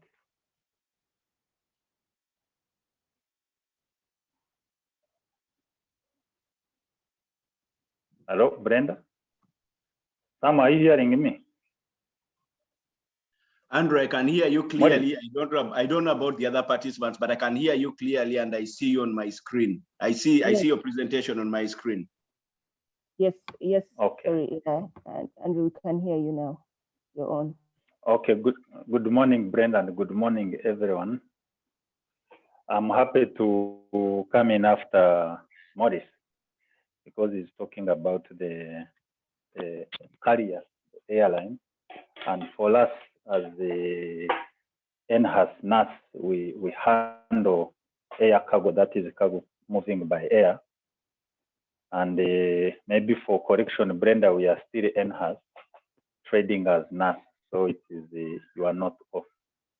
Briefly about to NHAS, we handle our services include air ground handling services, which includes turnaround, aircraft turnaround, cargo handling and processing. And in the cargo, as Maurice had hinted on, we handle all types of cargo, whether perishables, variable, general cargo, mails, couriers. We have also handle special cargo like dangerous goods and live animals. So I don't know the people who are on the platform, no matter anything that will go by air, we handle. Besides, we also have a service we call Meet and Assist, which is a kind of VIP treatment a passenger experiences when you are going through the airport. And for instance, if you are signing a contract with either a partner or you are an exporter, you are expecting someone to come who is going to be a funder or anyone you think we need to get a special experience at Entebbe Airport, you can, we provide such a services, and our website where services like that is also in the PowerPoint. We also deal with the flight charters and the special flights for VIPs. But for the case of the clients who might be on the platform, it might be more relevant about flight charters. So for instance, if shipper A or B soon will become big and wants to charter Uganda Airlines, him or herself around to take their goods, such as charters, we handle them. That's the off-scheduled flight. But we also offer training and development, whereby we share our experience and our training inventory about warehouse management, dangerous goods. NHAS is an IATA accredited school for training dangerous goods. Some of the goods that we airlift are dangerous goods. I had one person talking of charcoal. Charcoal is the dangerous goods, so one has to undergo training, whether it is going by air or water, still considered as dangerous goods. So we give training in some of the areas like that. We also offer air cargo operational support, as we are promoting exports and imports for cargo to go by air. We are always available, and our offices are open for anyone to walk in, and we share information we know in terms of routing, as Maurice has shared, in terms of requirements, depending on where you are. We share such information, and it's at no cost. Coming to the topic of today of handling requirements for air cargo, particularly looking at the packaging, where we are looking at, yes, it has been our biggest challenge when we are dealing with the cargo, both for perishables and the non-perishables in terms of compliance. I will look at it from one angle as the compliance, regulatory compliance. If that's where I can start from, whereby before you come to the airport, we have issues where people just walk to the airport, but there is a process. Airport is a restricted area, so it's good that people know that when you go to the airport, you will be asked a national ID, you will need to get an airport pass, even if it's a driver delivering the goods, they will still need to be identified. Some of those information needs to be known. Then cargo documents are critical. We also need to be sure that our documentations are right. Some of them will look at airway bills, how they are done. Please make sure you have addresses for your information. In some countries, if you give your address and you don't put your full details, say the number, the email, the postal address, you are fined. Cases like US, the airline will be fined if they don't give that information. So please, as you prepare to ship, make sure you have such information. We also look at I would recommend one looks also at the security, because now every cargo must have security declaration to say where that cargo is coming from and if it is safe to be received in a given country. So those documentation will be asked. Parking list, those are things we need to look that we are compliant. We have also the issue of product, the quality of the product. We are aware that maybe someone needs to know that we demand a lot because of the need. For instance, there are international requirements. What tells you whether it is UK or wherever you are going, US, EU generally, there are standards because these goods, one, will be consumed, and there are regulations on the other side to protect the consumer, environment, but also our goods can also be a safety issue on the aircraft if it is not well packed. For instance, if you are moving, as small things as hot pepper, if you are not packing them well, if you are not, they are crushed themselves, they can be an issue because they cause an irritation when someone is handling them or is near them. But some people, for instance, you are exporting goods like liquids. They can, if they are not well packed and they are damaged and they leak, they can be a hazard to the aircraft, let alone to the people that handle. So those kind of international requirements and standards make everybody who handles that cargo to be extremely cautious. And it is good that the shippers know that the quality of their product is looked into seriously. Then if you look at the photo, for instance, which is shared, it is on the how secure is one's cargo. Well, we recommend that as a shipper who wakes up to do business, make every effort to make sure that your cargo is secure or cannot be compromised by anybody that comes across it, either during packing, transportation.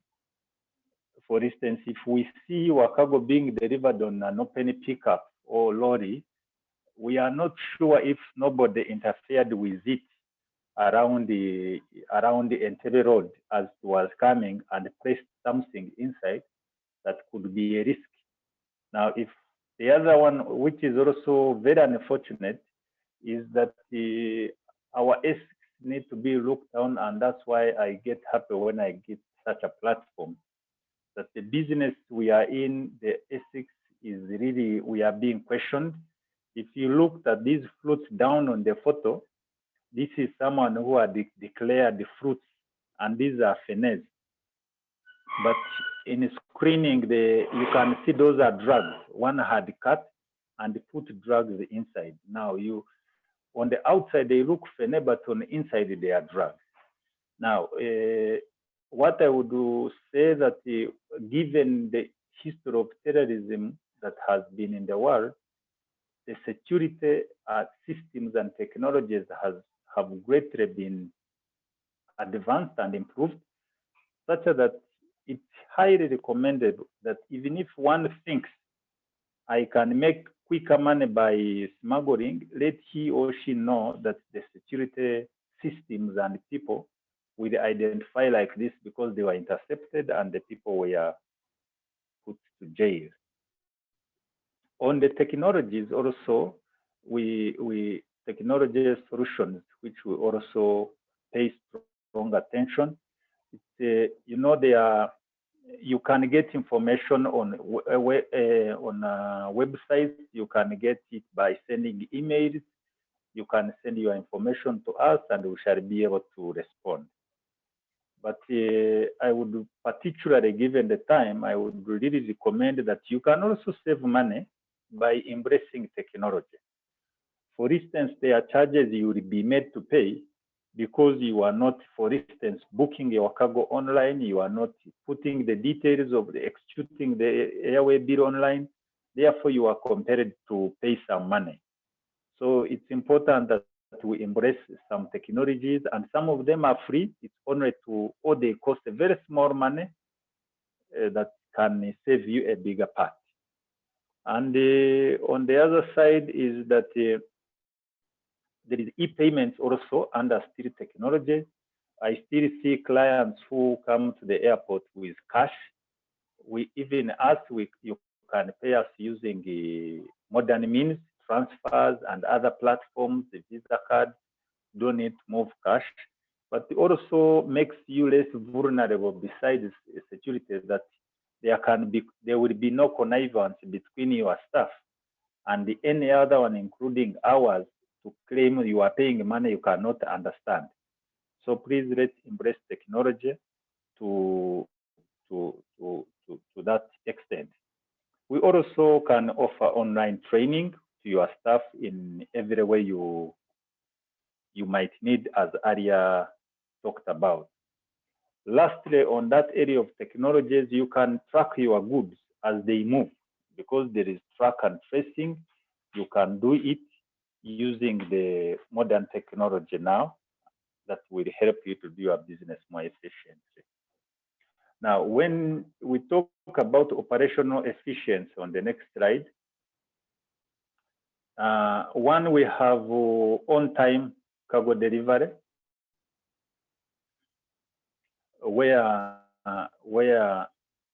we look at your cargo being delivered to the airport on time. Every airline will tell you what they call KPIs or service level agreements, what time cargo should arrive, so that it is able to connect on a flight and the flight departs on time. So please, it is highly recommendable that the air cargo is delivered on time, because in most cases, the cargo goes on the passenger flight and no airline waits for anybody, let alone cargo. But why we also insist on bringing cargo on time is it is subjected to many processes, particularly security, that includes documentation. So please make sure your cargo comes on time. But also, when your cargo is well packaged, then you are able to have your cargo prepared in advance, or rather properly and faster. And one of the challenges we have when we talk of packaging, Maurice talks of a big box enough to accommodate all the required labeling. But also, it should be able to contain the products properly, so that when this cargo goes built, for some cargo goes on ULDs, which are either pallets or containers. So make sure that your products, when they are well built, they are able to enter and they occupy a smaller space. But mainly, it becomes faster if your products are well done. Like the previous photo, you could see that pallet, it has boxes which are coming from South Africa, the first slide. But this one we are on, it is having boxes which are coming from Uganda. You can see they are matoke. Now, when you see how it is built, it takes a lot of time for it to make shape. And there you are losing time. But the other issue also is that we need to look at the cargo integrity. I would not talk much about packing and labeling, which Maurice has already talked about, but I can only emphasize on the impression that one receives about the shipper.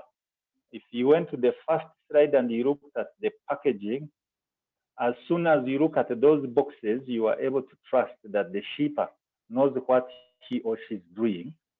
But when you look at these ones, you become a bit uncomfortable with the person you are dealing with. And also, if it is not well done, like this these boxes we are looking on, and your cargo is poorly packed, the labeling is very poor, the risk that your cargo will be offloaded is high, because it could affect the operational efficiency of others. For instance, the aircraft must go on time. So Maurice will have no option if I can't give him a cargo on the time he needs than to tell me, Andrew offloaded that cargo, I'm delaying a flight. So that's the risk which you have when you don't do good efficiency on your side, that could have an impact on your side. On the cost, I would recommend that also one looks at cost control mindfulness on the other side on the right of the presentation. Poor packaging exposes cargo to damage.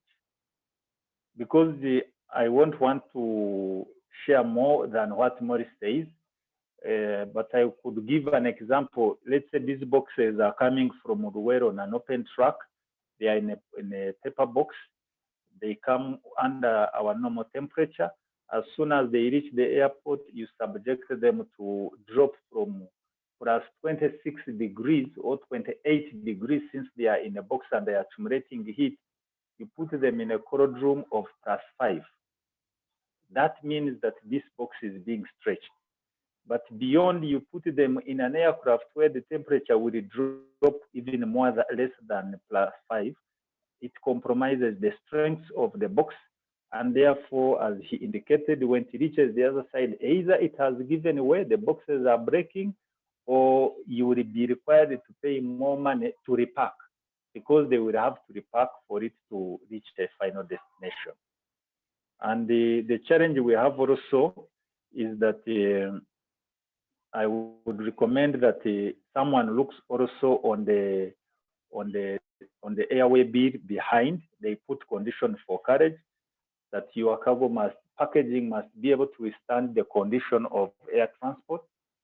As he indicated, that this cargo is built, as you can see, it doesn't move around, it moves with other cargo. It is subject to turbulence, it is subject to movement, that if it is not in a good packaging that cushions it, it is likely to be damaged. As you can see, the boxes are already outside. Now, the other one is if you look at the airway bill, when the poor packaging, the packaging is poor, it limits liability to the shipper. Because once you have any problem, either during transit or at final destination, and you say my cargo was received damage, as I have indicated, because of security enhancement, everyone will play video, CCTV, from origin to transit to destination. If one sees that your packaging was poor, you would have nowhere to claim from. So please look into the packaging, as it has an effect on liability. Also, the other one I can hint on is the cost. It can be costly, like this packaging we are looking at. If it is bulky and it is not allowing enough space that can accommodate more cargo, then, and it is taking longer to finish, then instead of 2 tons, let's say 1 ton or 1.5 tons going in one container, you will end up using 1.5 containers. That means that's how much more money you will pay. So sometimes if you don't properly package your cargo, you could end up paying more because of the space you are occupying. The other one is, I could say, is that I really would recommend that as we do export, we put a lot of energy on the quality of the packaging, because it gives an impression on the other side and probably how we are valued as a product. It has a risk on the efficiency along the supply chain that makes our product vulnerable to being put on the side, because they can not compromise other people's efficiency and on-time performance and the consumption requirements. But also it exposes us to risks of standing alone in the case of a problem, because our products were of poor quality. With that, that's what I could say about packaging requirements and my input I could share with. Thank you very much. Thank you so much, Andrew. Andrew has given us a good insight of handling products at the airport and in the airlines. Now, I hope those who are especially into agriculture exports of fresh and perishable products, you have fully taken note of what Andrew was saying. If I may just emphasize, packaging is still a big challenge for our product. And this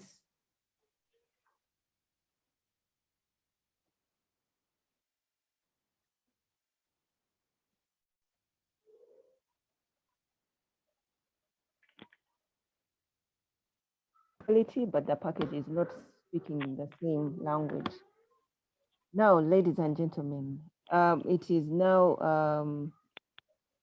about 7 minutes to 11. And I think we're doing well in our time. We will handle the presentation from Uganda National Bureau of Standards, and then we will then have our last presentation from Unifright. We are yet to confirm the presence of the panelists from Unifright, before we get into Q&A. Maurice, I can see you have switched on your mic. If you want to say something. Yes, Brenda. I'm needed back into the other meeting, so I humbly request the panel and all the members present to permit me to take questions in relation to the airline, and then I go off. But before I go off, I need to mention also that yesterday we met with the Dubai Chamber of Commerce, and you were talking about packaging here.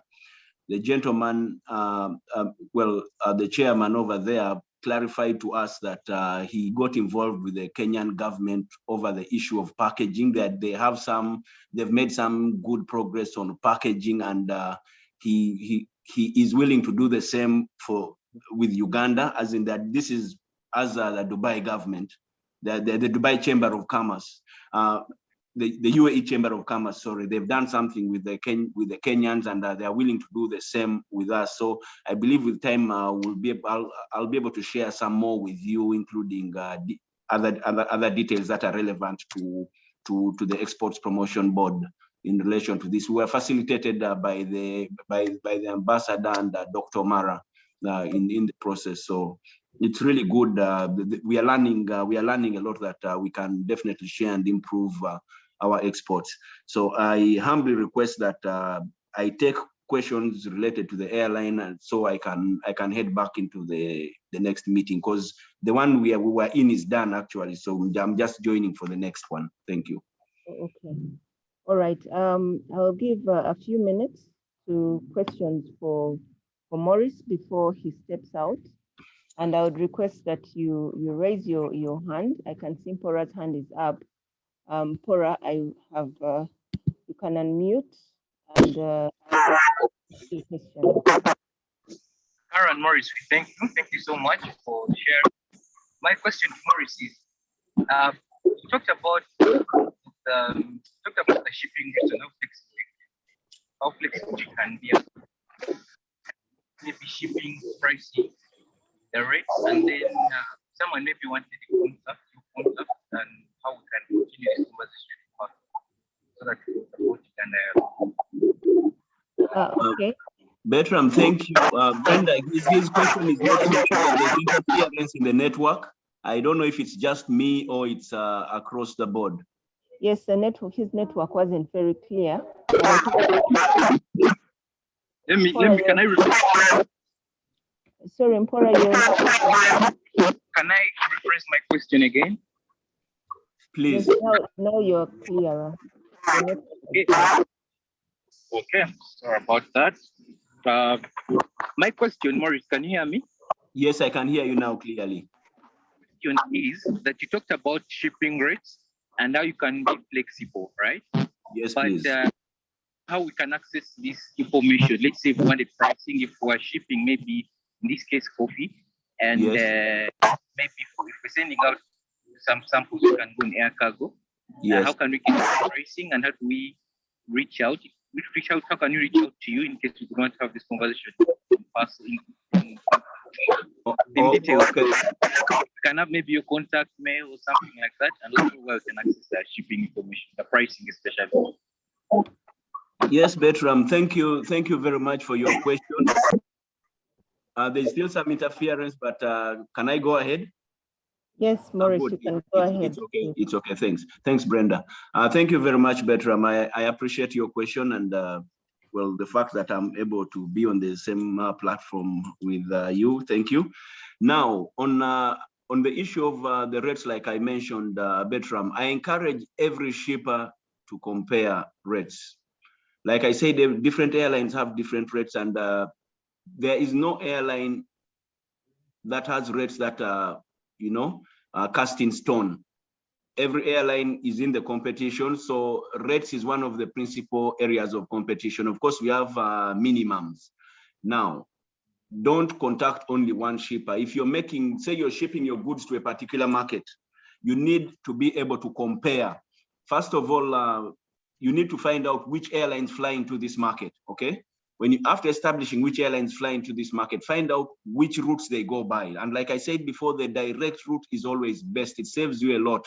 And there's a possibility of the direct route being cheaper. Usually the direct route will be very expensive if the demand is very high.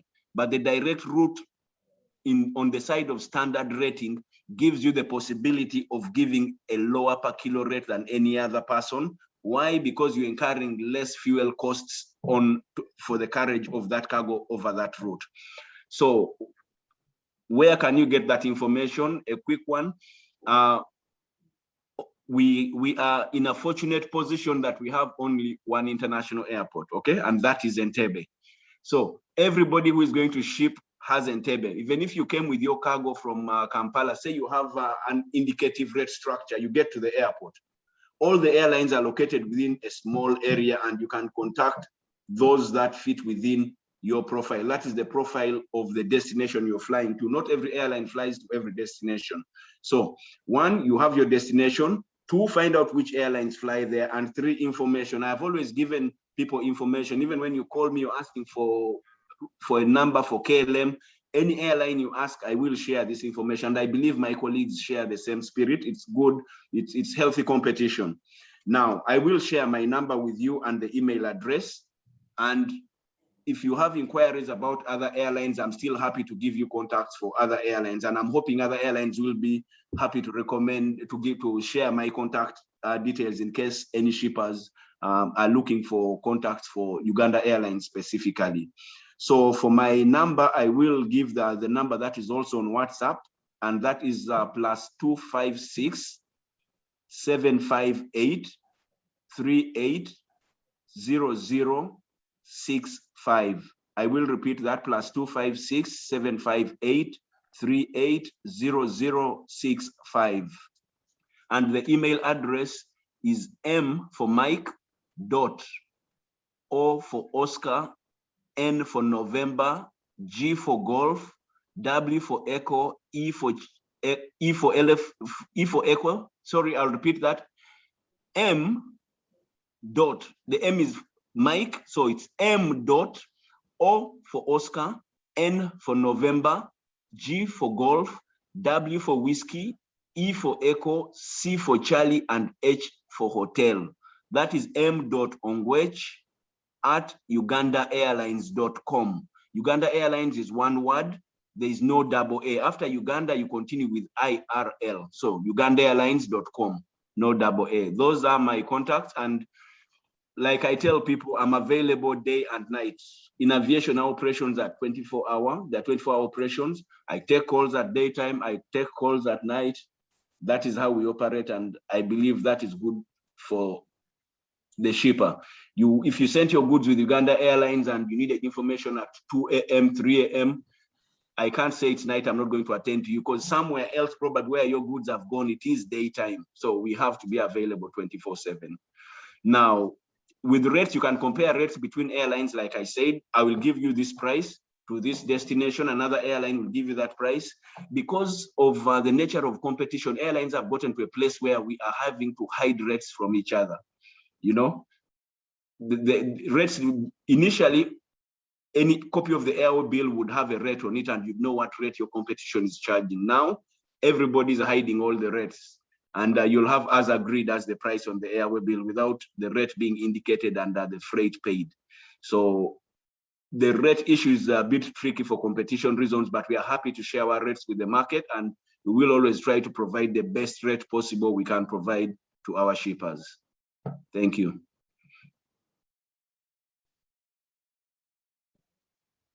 Thank you so much, Maurice. Thank you for that response. I think that was the key question that we had for you. You've shared your contacts, so all the participants now have the details. You're very lucky that Maurice can take your calls at any time. So I think that's good for our participants and our exporters. Maurice, we really appreciate sharing, and we look forward to getting your presentations. We know that where you are not able to share, but we look forward to getting your presentation because all our participants are eagerly waiting to have that detail with them. So we can let you go, and all the best in whatever you're doing on that end. Thank you so much. I thank you too, Brenda, and the panel, and I mean, for the opportunity of being here alone in itself. I'm very grateful and feel blessed to have been able to share some information. Before I go off, I must mention to whoever is shipping by air, Andrew mentioned the airway bill.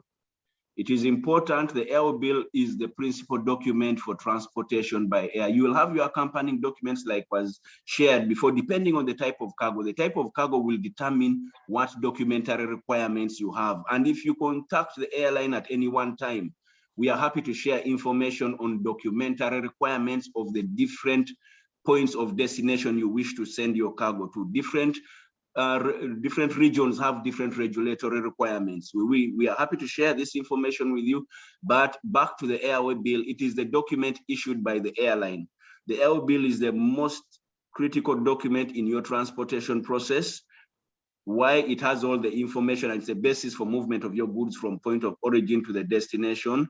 But most importantly, it has the conditions of contract on the reverse side of the shipper's copy. 3 copies have, so for everybody who is shipping by air, please try to read the conditions at the back of your copy of the airway bill, because that is information that will help you to guide. Before you sign an airway bill, just make sure you read through so you know your terms of engagement with the airlines. It affects a lot of things like compensation and the conditions of contract. It's all there. So I encourage our shippers to be able to go out for this and seek information. Anytime you are not sure and you need clarity, we have the Exports Promotion Board to support us, to help guide us. We have the airlines available. We have the handler available. Andrew just made a very good presentation across there. We have different mechanisms of support, and I encourage us to exploit this. And of course, I look forward to our next engagement so we can share some more. Thank you very much. Okay, thank you so much, Maurice. Ladies and gentlemen, I think we should let Maurice go. Now, let's get into our next presentation. Our next presentation will be by Uganda National Bureau of Standards. In the same line, he'll be speaking about the packaging standard requirements for products in line with the appropriate transportation. So you will notice that we have a lot to do with packaging today, because it has been a key problem for most of our exporters. And many of you who are coming into exports and are interested in perishable products or even other products, this is an area that you must ensure that you're doing right. So we will have our next presenter, and that is Arthur Mukanga from Uganda National Bureau of Standards. Arthur, you're welcome to give your presentation.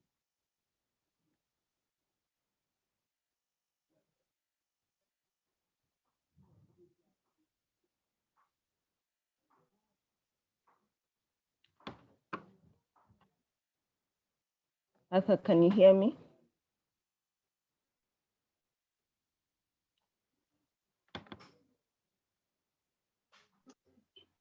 Hello, Brenda. Yes, Arthur, we can hear you. Okay, thank you so much. Let me share presentation. Okay. You can now see your presentation.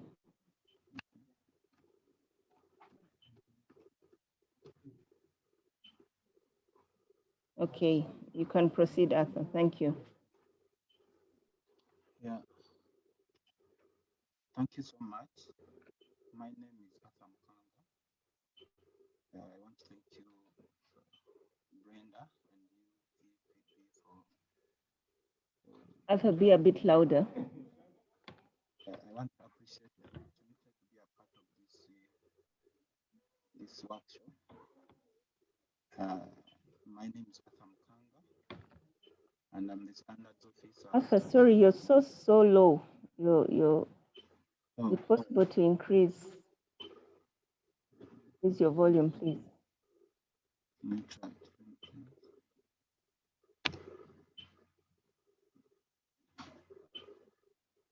Okay. Can you hear me now? Yes, with a bit of difficulty though. Oh, because I've tried to increase to the maximum. Hello? Hello, Arthur. Can I move on like that? Please proceed. Okay. I want to thank you so much for this opportunity to participate in this workshop. I'm a standards officer here at UND. Arthur, there's something wrong with your volume. I'm sorry. I don't know whether you're using earpieces or maybe you could just speak directly. I'm using earpieces. I don't know. Hello, can you hear me? No, you're still low. Increase the volume on your laptop, maybe.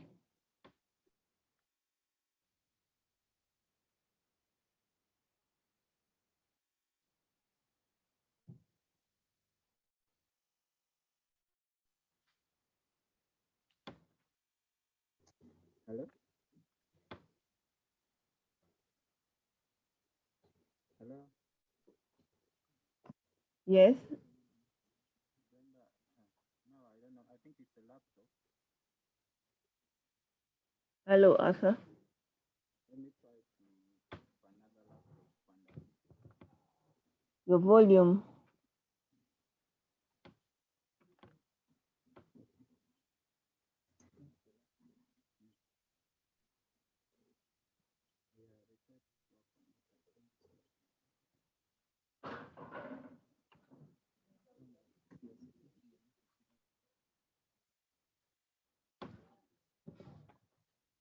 Arthur, are you able to increase your volume or probably use your laptop without the earpieces? Maybe that would help.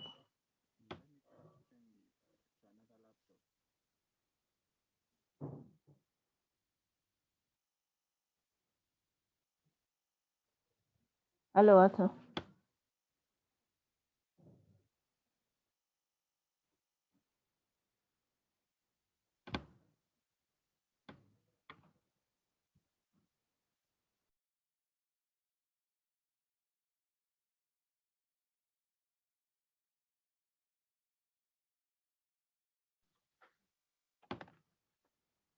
Okay, as we try to sort out Arthur's issue on the voice, maybe I'll try to go through just a few questions. Roger Sima asked, Brenda, is it possible for us to have the list of attendees, contacts, and products they are dealing in? Rogers, I don't know for what reason this is, because we went through a round of introductions and we thought that was good enough. But depending on what it is, you will let us know and then we'll see how we can do it. Then we have an issue from Florence Kakande, who says we are planning to export pumpkin flour and seeds. Okay, thank you, Florence. I think that is basically information for us. We'll probably get more information from you and get to know the details about your product in terms of how you're doing on your quality requirements. Hello, Arthur. Are you back on?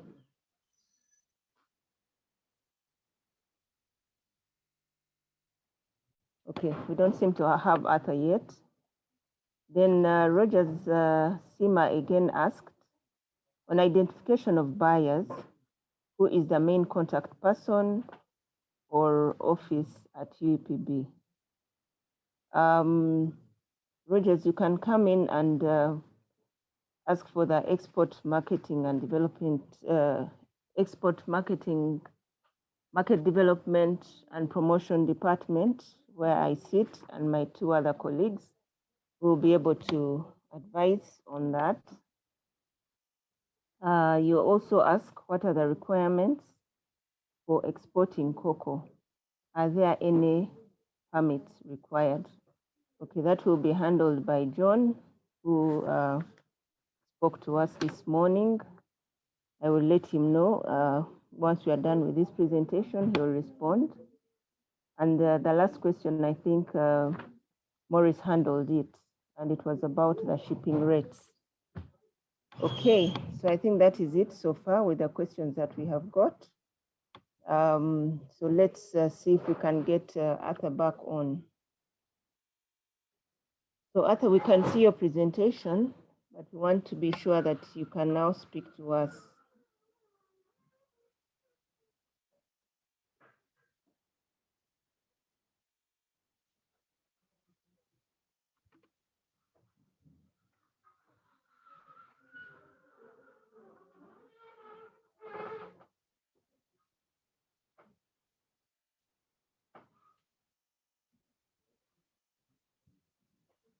Okay, I'm told Arthur is changing to another laptop, so we should have him on shortly.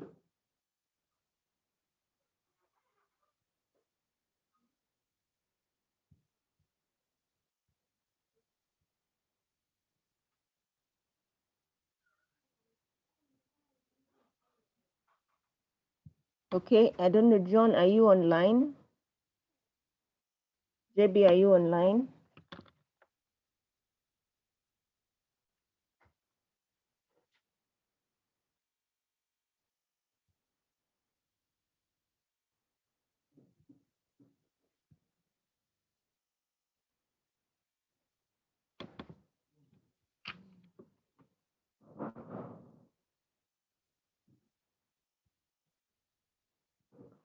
JB, are you online? We had a question for you. Yes, I'm online. I'm online. Okay. Now we have a question. One is saying, what are the requirements for exporting cocoa? Are there any permits required? Okay. So I take one by one. I can give you the second one. The second one is saying, is it mandatory that a company wishing to export should obtain Global Gap certification prior? So you could handle those two questions. Okay, so starting with cocoa, there is no export license requirement for cocoa. What you have to do is to register as an exporter in the single window system. That is good enough. I hope you've heard that response. Maybe you could say it a bit louder. You are a bit low. Okay, so I was saying there is no special export permit or license requirement for cocoa. Okay. It's one of the liberalized, fully liberalized products. So what you do is, if you intend to go into export of cocoa after doing the company registration and TIN, obtaining a TIN number, just go into the Uganda Electronic Single Window and then register as an exporter. That is sufficient. Okay, thank you very much. You can respond to the second question. So the second question was, sorry? The second question, is it mandatory that a company wishing to export should obtain Global Gap certification prior? Exporting what exactly? Should we assume fruits and vegetables? Yes, let's assume it's fruits and vegetables. Because for fruits and vegetables, it is not mandatory right now. However, the regulations are under review, and HACCP and Global Gap certification are being considered, okay, by ministry, by the regulators. Okay, so they're looking at modalities under which they can make them mandatory, just for purposes of offering the market more assurance that products are safe. So Okay. right now, no, but there is a review of the regulations going on. So in the near future, it may become mandatory. Okay. All right. Thank you, JB. I'll call upon you later. Okay. Let's try to see if we can get Arthur back. Hello, Arthur. Yes, Brenda. Oh, good. Now we can hear you. Okay. Yes, kindly proceed with your presentation. Thank you very much. Yeah, thank you so much. I'm sorry about the hiccup. I had a challenge with my laptop. Like Okay. what earlier said, my name is Arthur Mukanga, and I'm the officer in charge of food packaging, food labeling, and food hygiene standards at UNBS. And I'm happy to have joined this workshop. I also appreciate Uganda Export Promotion Board for partnering with us together with other stakeholders in order to promote exports in Uganda.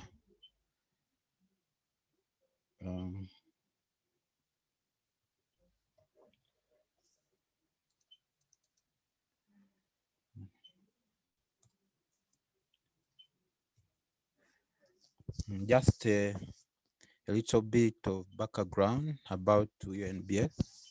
We are an agency under the Ministry of Trade, Industries and Cooperatives, and we get our powers to operate from the Act of Parliament of 1883, which was amended in 2013. We have one of our responsibility of making sure that we develop standards nationally, regionally, and we also participate internationally. We also carry out conformity assessment programs, that is certification, under quality assurance, methodology, and even testing. At UNBS, we also represent Uganda in international standardization organizations such as the ISO, the Codex, and even regional bodies like the ESC, African Regional Standardization Organization, and IGAD.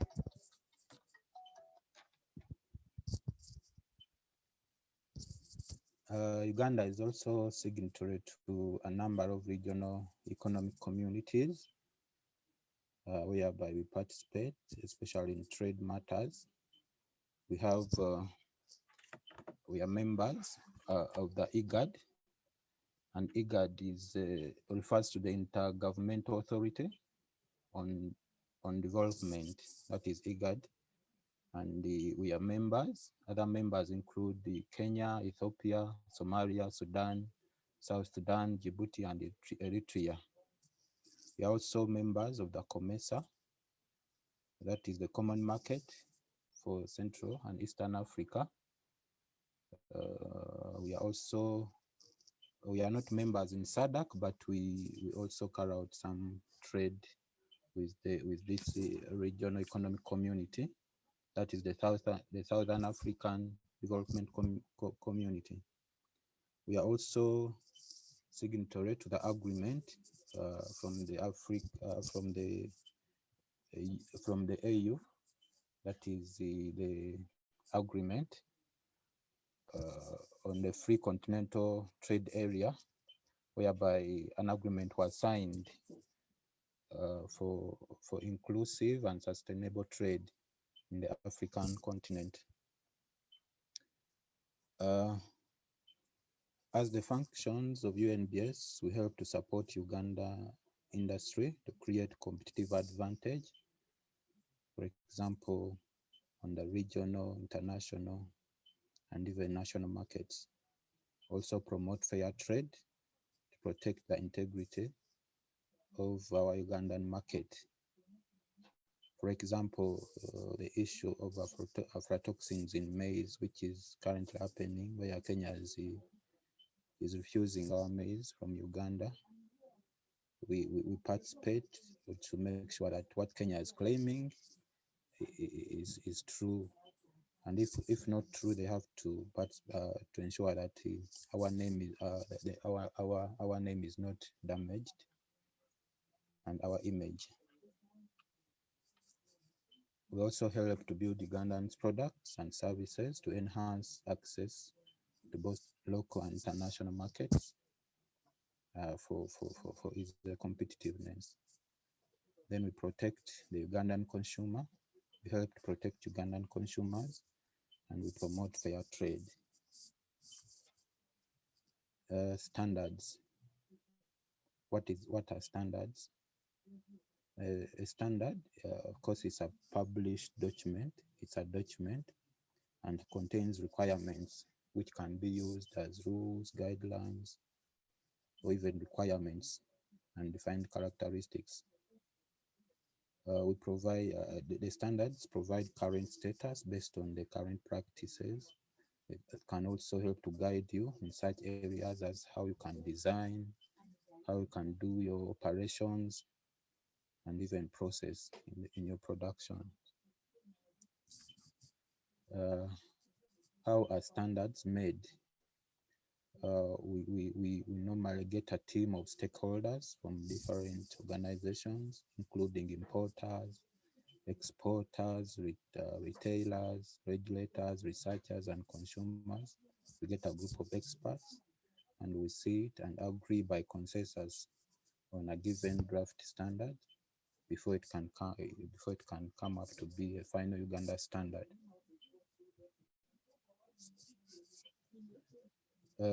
Types of standards. There are different types of standards. We have product standards. These are specifications, and these mainly focus on the quality and safety of the products. Then we have the codes of practices and process standards. These ones give guidelines on how to handle your processes. Also have test methods.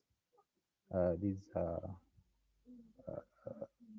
mainly used in the laboratories to guide you on how you can carry out a particular analysis. We also, particularly in Uganda, we have voluntary standards. These are standards which do not directly affect the health and safety of consumers and even the environment. Then we also have mandatory standards.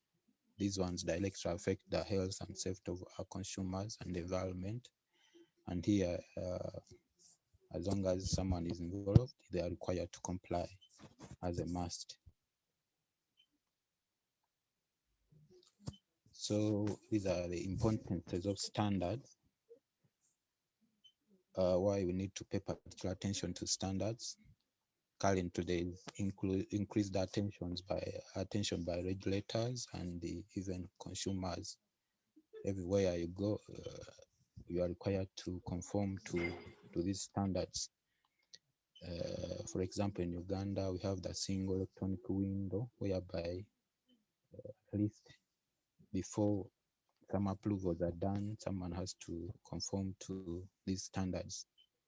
Then you know that food safety is everyone's responsibility, starting from the consumer, what you buy, what you consume, and even what you sell. So we have to make sure that we fulfill these responsibilities. Then also standards are needed for liability issues in case someone doesn't conform. For example, if you put a dangerous good on the market and some people get affected, of course you'll be reliable by law and you may be required to pay. Then also standards help to give you a good public image in terms of public relations. Also, the consumers these days, they want to see that a particular product conform to these standards. So it's like we cannot do without them. Then also they help us to compete favorably on the regional and international market. They give us a competitive advantage. For example, at ESC, we we have harmonized particular standards, especially hygiene and packaging, and what is used. We are using the same standard across the region. So this one helps you to get some competitive advantage to be able to compete with other producers. Particularly for packaging standards, we have quite a number of standards related to packaging. We have a code of hygiene for hygienic practice for transportation of food in bulk and semi-bulk food. This is an international standard. We adopted it from the International Community Codex. We also have a regional standard EAS 39, Code of Practice for Hygiene in the Food and Manufacturing Industry. This is a general standard. If you are to talk about packaging, food hygiene, and even food labeling, this one is a general standard which covers all these aspects, all the way from the raw materials you use to the finished products. It helps to guide you how to go about during your production, from the raw material to the finished product. Also have a standard on materials in contact with food. This one has requirements for packaging materials. Then another famous standard is the one for labeling of prepackaged foods. We have another one for woven bags from natural fibers, packaging for international transportation of fresh fruits and refrigerated fruits and vegetables. These are recommendations. We have the one on prerequisite program on food packaging manufacturing. In case you are acquiring a particular packaging material, you're supposed to make sure that it conforms to the requirements in these standards. Then we have other standards like packaging and environments,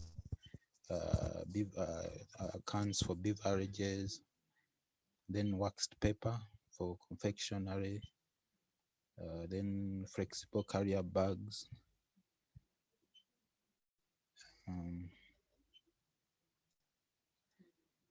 then code of practice for packaging ancillary materials, then paper plates and cups for food packaging, then packaging codes, those ones in glass, containers for packaging of natural mineral water and other drinking waters.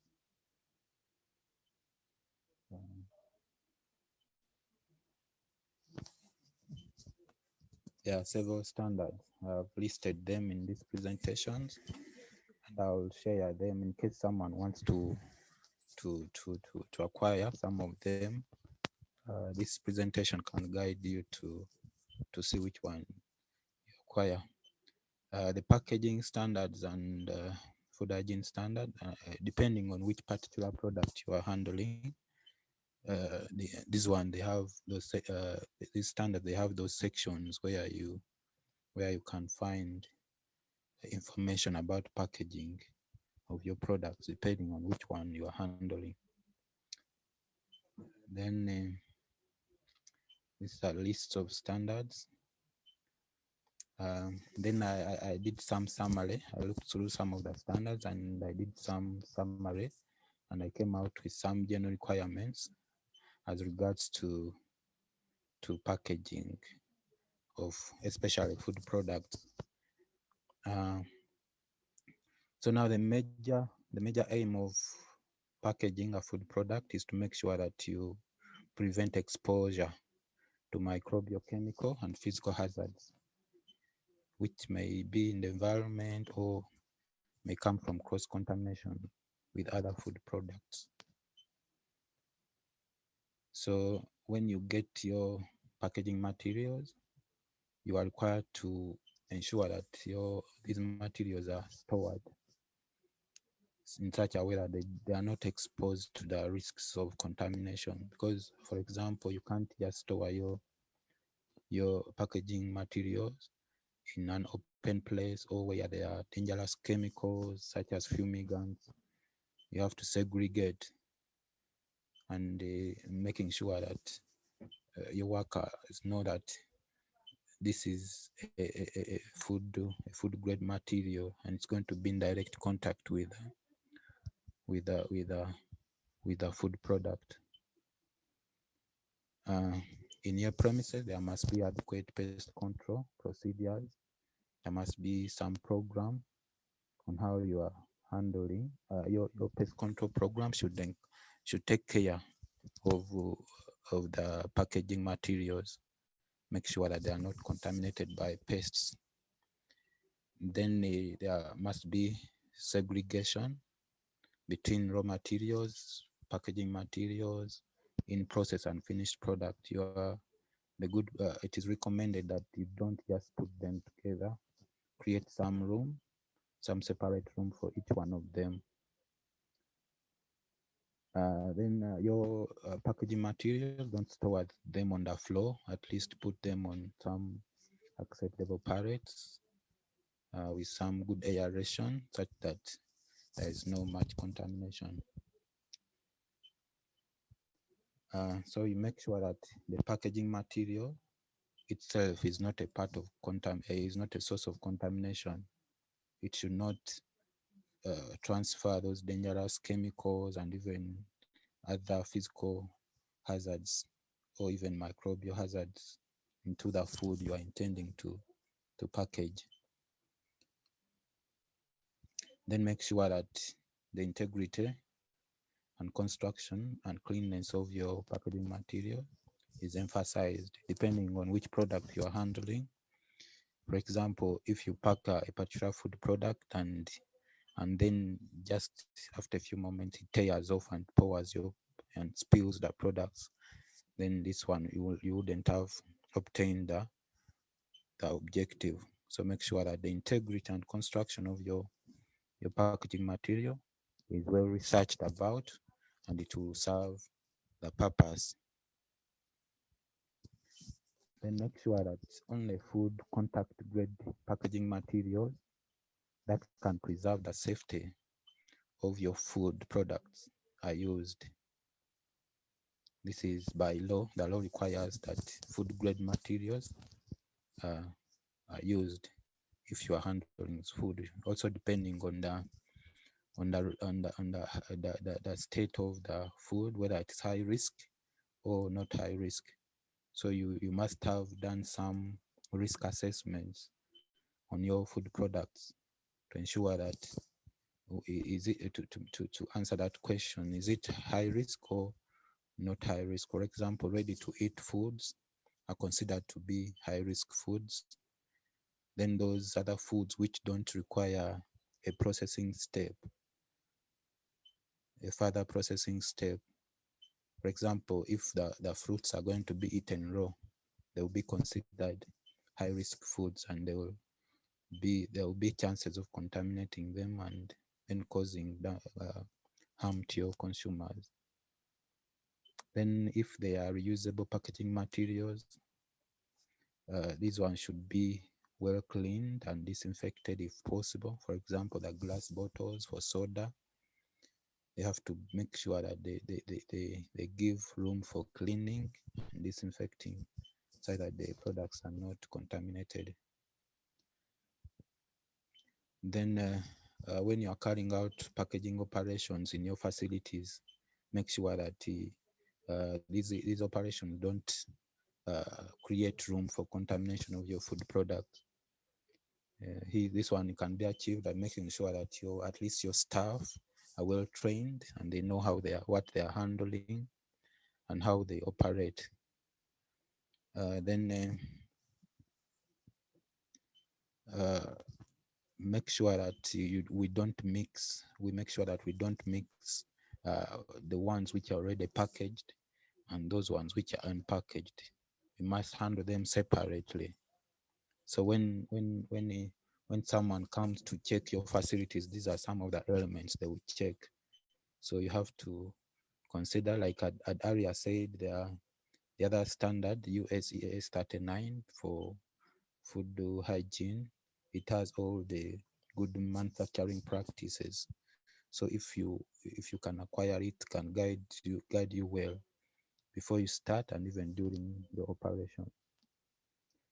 Then once you have finished packaging your products, your containers have to be securely packed and sealed. There should be no leaks, and there should be no rust and dents or even perforations. This one, they will not give you a good image, and they can be a source of contamination.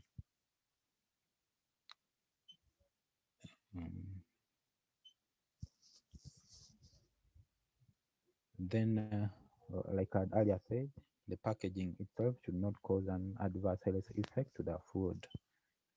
This one you can get before you agree with a particular packaging material. Make sure that you have those certificates of analysis or other documents accompanying that particular packaging material to make sure that it doesn't cause harm to the food you are going to pack. Then sometimes some packaging materials may affect the properties of the food, for example, the smell, the taste. So you have to make some research on your on a particular packaging material to ensure that it will not affect your final product. For example, by putting some bad smell or some bad flavor into your finished product. Then after packaging, your product should not result into unacceptable changes. For example, if you know that some products are affected by the conditions or the atmosphere of your product, you have to you ensure that you do not use such a particular packaging material. Then your packaging has to be strong enough to hold all the contents when subjected to normal handling. As you know, some of the products are moving long distances and all that. Make sure that the integrity of your packaging material is good enough to handle your product all the way from the sender to the receiver, that is the consumer.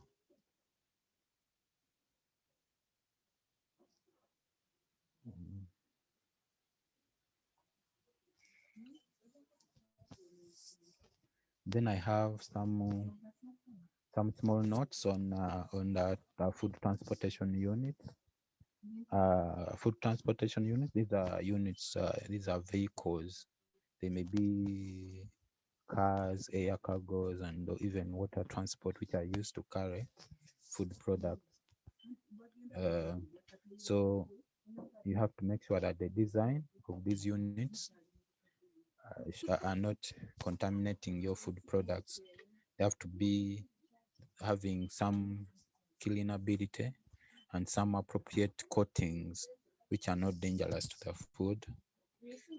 Then the construction and design of such a unit should be able to facilitate inspection at least on a daily basis to ensure that there are no contamination. It has to facilitate cleaning and even sometimes disinfection depending on which products you are handling. It should also be appropriate to enable temperature control depending on which product we are handling. Here they tell us that the most preferred means of cooling or heating should be by hot water or steam. But in case other means of heating or cooling are provided, you have to make sure that they do not pose risks on the safety of the food products we are handling. The inner surfaces of the food have to be of food contact grade, the inner surfaces of your vehicles, and they have to be non-toxic and inert, and or even at least compatible with the transported food, and they should not transfer substances to the food. Here they mainly prefer stainless steel or surfaces coated with food grade epoxy resins. Then the interior also should eliminate those difficulties to access and even clean and, like I said, inspect. Then the design of your vehicles should at least provide room for preventing access to pests and other vermins. That's why they normally prefer vehicles which are completely sealed off to prevent things like pests and dust and all those other contaminants from going into the food.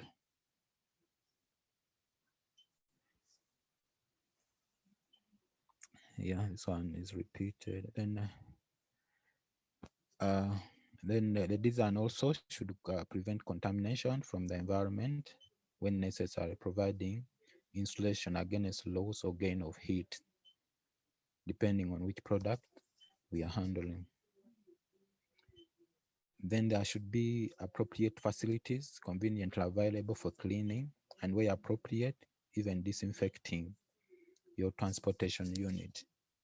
So those facilities should be available, like the cleaning agents, the trained workers, and all those other facilities. They have to be available to make sure that your transportation does not pose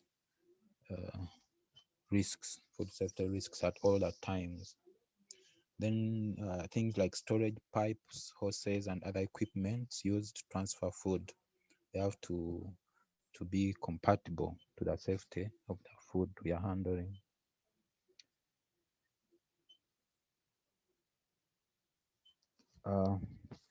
Auxiliary equipment, they have to be subjected to the requirement of food hygiene, have to be food grade.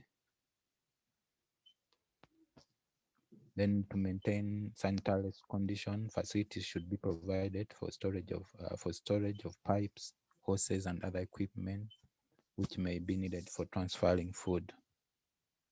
Then in case temperature controls are needed, these ones must be well adhered to, depending on the type of food products we are transporting. Then there should be adequate supervision and training of all the people involved in handling the food. Supervision. So when you are supervising, make sure you know all the processes. Like it is said, you cannot supervise what you don't know. Make sure that you know all the processes and what the people you are supervising are well trained and they are aware of the processes. Then we are required to use adequately designed food transportation vehicles. Yeah, this one they are trying to tell us that once a vehicle is allocated for transporting food, we should try to avoid as much as possible to use such a vehicle to transport other goods, because it may be likely a source of contamination once other materials are transported. Then they also recommend that the vehicles should be maintained clean and in a good state of repair. In many producers, they tend to leave out the element of transportation. You find they are including their processes from the raw materials to the end, to the packaging and labeling of the product, and they tend to leave out this issue of transportation. Yet it's is a serious source of contamination. So while we are setting up our operation, for example, the HACCP and good manufacturing practices plan, we have to include transportation units into our programs. And then your consignment should have identification data, like area colleagues had presented. This is what I'd prepared to share with you. You can contact us, UNBS, through, in case you want standards, through this website, and even from the headquarters and our regional offices, or even a toll-free line, which is 0800 13 31 33. Thank you very much for listening. Thank you very much, Arthur. We fully appreciate your very detailed presentation, and we look forward to receiving it. Your voice was still a little low, but I hope the participants were able to pick as much as possible. We really appreciate your time in putting the presentation together, and we shall have participants ask questions at the appropriate time. But dear participants, we will share Arthur's presentation. I'm sure there's a lot of detail that you still need to go back and look through so that you prepare yourselves better in terms of standards. Arthur also highlighted in terms of transportation what the requirements are. So apart from just packaging, even in terms of transportation, especially for food. Now, ladies and gentlemen, it is coming to midday. We will have our last presenter today, and then you can ask as many questions as possible until we conclude today's training. So our last presenter today is Jennifer Mwijuche, and she's the Managing Director of Unifright. Jennifer will take us through what are the modes of transportation available for export and how to select and contract the appropriate land transport for your exports. So today we had experts for air, and now we're having also land transport, so that we appreciate how to deal with some of these service providers who we work with on a daily basis, especially when we are doing our logistics and transport. So Jennifer, you're welcome to give your presentation. Thank you, Brenda. Good morning, all of you participants to this webinar. And I want to first appreciate you, Uganda Export Promotion Board, for the opportunity to share the logistics experience in as far as serving clients of export is concerned, and that's what I will use. I'm sorry I didn't make a presentation because I'm even on the road. You hear the network disappearing, but we thank COVID that he enabled us to be able to multitask and do so many things in different places. Okay, my name is Jennifer Mwijuche. Brenda has told you. I am CEO and Managing Director, Unifright. Unifright is a logistics company. We do customs clearing, we do transportation, road transport. We also manage a terminal in Mombasa, but the one in Mombasa is exclusively for vehicles, imported vehicles. So we don't have facility for export in Mombasa, but we outsource the other people's facilities in that case. Like Brenda introduced, she asked me to share with you or to speak about land transport. And I will definitely focus on land transport in terms of it being a choice for you as you plan for export. Now, the mode of transport, like I think the previous presenter from UNBS mentioned, every time an exporter is planning a shipment, there are a number of considerations to be made, And I believe it also originates from the detailed discussions and negotiations that have already been made with the client, the recipient of the goods to the destination country. And that definitely, most of the time, it's at that point that an exporter should think about transport.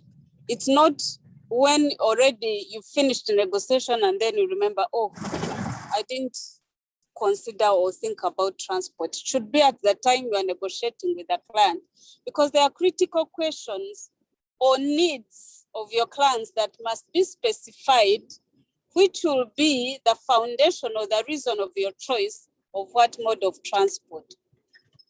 And those needs should be the availability of the goods in the country of destination, if it is urgent, or if the client is not in a hurry. The nature of goods, you know, if it is, for instance, fruits, vegetables, the perishables, these are things that you need to understand. The volume, the mode of transport also is chosen considering the volume of the goods that we are talking about, or the quantity in this case. The mode of transport also will consider the price, affordability, and then, of course, the safety, especially if we are talking about transportation of food. Issues of safety, like UNBS has emphasized, that's actually where UNBS comes in from. The safety and health aspect of what we are transporting to the destination country is a very, very critical issue to discuss or to think about before you choose the mode of transport. And therefore, when you have finished making those considerations, definitely if it is going to go by land and then of course connect to the sea to other destination countries, you need to understand the procedures of what you have to go through. First and foremost, you can do the export yourself, and even you can hire directly your own transport. It's possible. But in where we are going perhaps as export promotion, or as Uganda continues the strategy of export promotion, and perhaps many exporters or your businesses grow, it becomes a little bit tedious for you to be involved in your core business as well as manage logistics.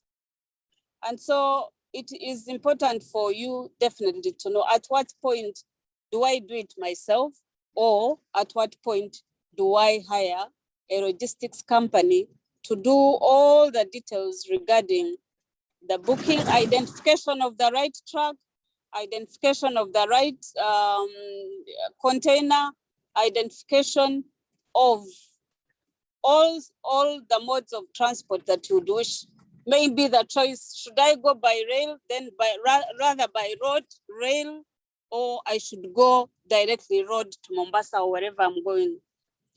And so in case you want to do it yourself, it is the same as I would have done it for you, but I will provide the information or things that you should be able to consider. Like we mentioned, you need to be aware of the time that you are chasing in terms of commitments you made to the client. And most of the time, land shipments are driven by the ship, the booking of the ship, because vessels come in the port and they have schedules. And so you find that most of the time, exports are going to be booked depending on the availability of the vessels, and of course, depending on destination where the goods are going. And so you need to know all those details, to have details or information regarding the vessel schedules, and then you are able to know when do I book my cargo so that it can be able to move by land to Mombasa or to Dar es Salaam, whichever choice of the port you make. Now, when you have known the vessel schedules, you need a container and you need to stuff the goods in the container. And so there are many options of container availability.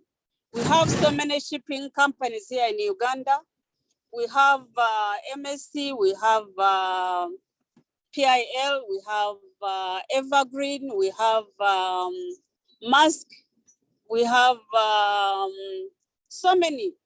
And they are all available in Uganda, either through agents or through us, the logistic companies. We can link you up with these shipping companies. We can negotiate for you, but you can also do it yourself.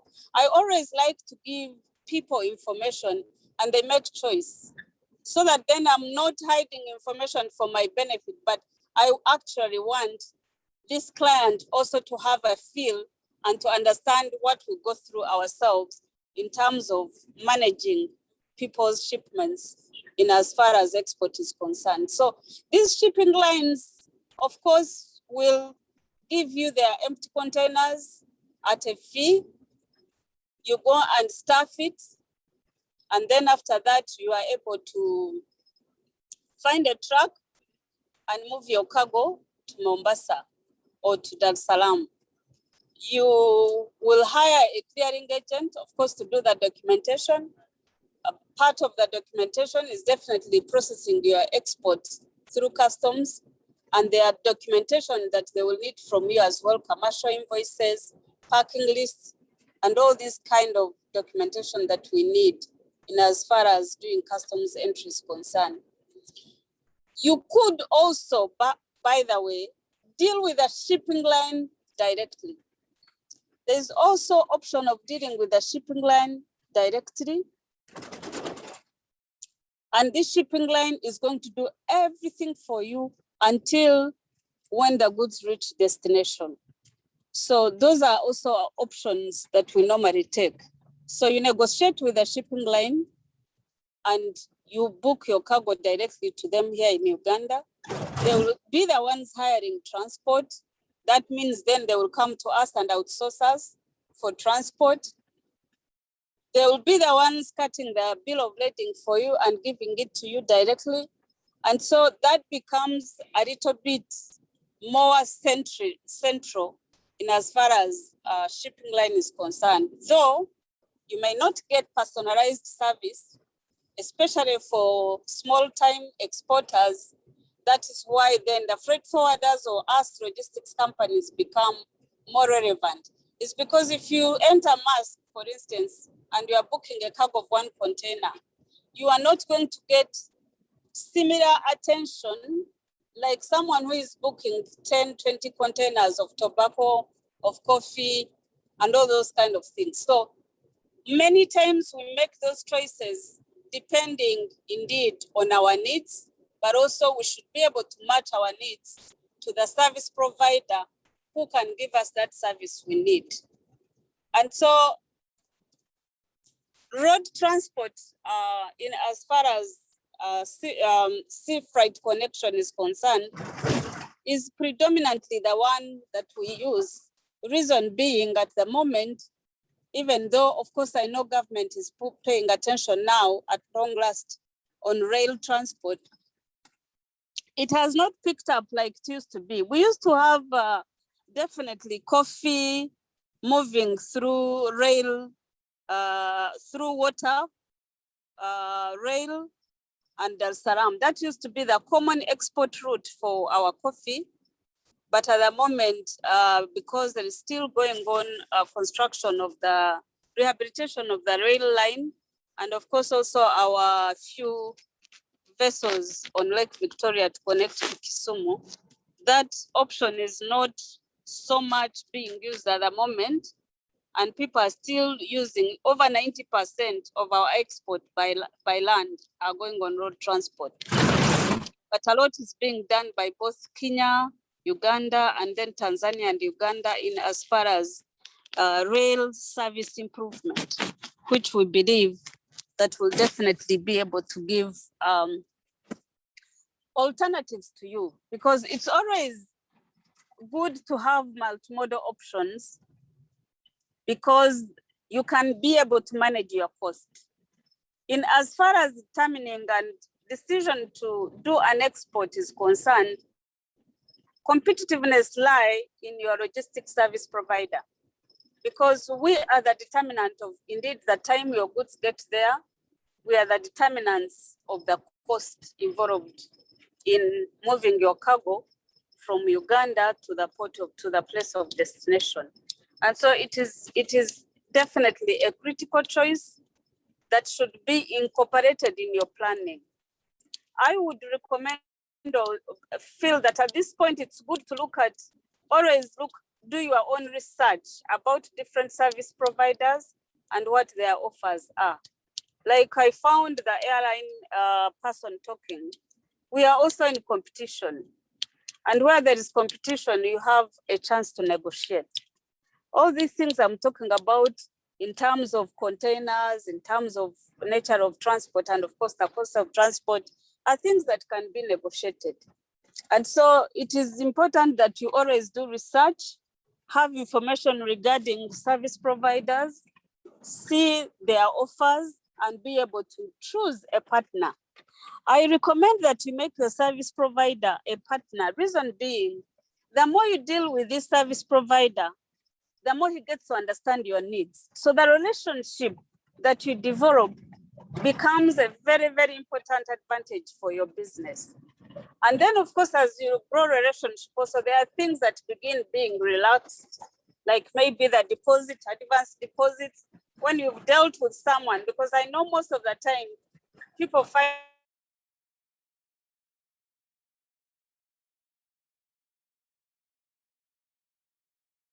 it difficult to afford transportation. With the service, it's easy to negotiate even those terms of shipment much better than if you are going from Unifreight to, let's say, Cargo International to Multilines, moving from one place to the other. You need to invest in relationships so that you begin getting better offers, and the relationship definitely, the mutual trust that is developed as a result of dealing with you becomes easy. Not only that, but also the service provider gets to understand your needs in terms of time, gets to understand your destination, and then gets to also find as many global partners as possible that can help you and enhance the efficiency in terms of delivery. I'll give you an example. If you are shipping, I always get inquiries regarding avocado export. Moreover, avocado from Uganda. I have received several inquiries regarding avocado export to Qatar from Uganda, and someone insisted. I gave him option, find it in Kenya because I didn't know where to get it in Uganda, and he said, no, I need avocado from Uganda. What an opportunity do we have? But because he was finding it difficult to continue using smaller shipments per week by air, and of course it was expensive, he started discussing or asking me possibilities of moving avocado by sea. And of course, when I inquired from Kenya, they move avocados by sea. And so we were looking at that option. But I think what became a little bit complicated is the issue of the standards in the country of importation, which is Qatar. They needed to send someone here. It's something we're still trying. Someone here to inspect, to give guidance on what should be done, how to pack, the degrees in the reefer container, and all those kind of things. So for people who are involved in fruits and vegetables for export, these are some of the things that definitely I'm sure you have discussed in the morning session regarding the requirements, standards, quality standards, and all this kind of thing. But in transportation, it is also important because we have facilities or we have containers that are designed purposely for such kind of fresh and perishable consignments. And those are things that we have to provide. Indeed, I wouldn't give a dry container for a shipment that is perishable. And so those are some of the things that logistics choose. And of course, negotiation of perishable reefer containers is different. The cost of reefer container is completely different. The transportation of a reefer container is completely different because it has to run on what a genset or a generator running throughout its transit time. So all these, you'll find that depending the mode of transport you choose depends on all those. The nature of goods you are transporting, the size of the goods you are transporting, the destination, of course, also matters in terms of booking and availability and all those details. So we take those details in terms of we respond and avail transport, especially the land transport and its associated facilities, depending on your needs. Now, when we do land shipment, there are other facilities we should always not forget to plan for because they have implication in your costing. One of them being indeed the storage facilities. If I take an example of a reefer container, when a reefer container has been stuffed and hasn't been put on the truck, it is going to be rested in an ICD which has a plug-in facilities where the reefer should continue cooling. So when we are choosing or even negotiating with logistics service provider, you should know these details because a logistician may make a mistake out of ignorance or maybe indeed lack of the level of knowledge like you may be having. Like I said in the beginning, I prefer to deal with a client that understands. You should also be able to advise and say, don't take my reefer container to this place because they don't have plug-in charges. So you should now know which are the facilities in Uganda, ICDs that have plug-in charges that keep reefers cool in the same temperature that had been specified, so that then you know that you are in control together with your partner of the condition of your perishable in the reefer container. Another facility that, of course, we know that ports, it's a standard requirement. Ports have to have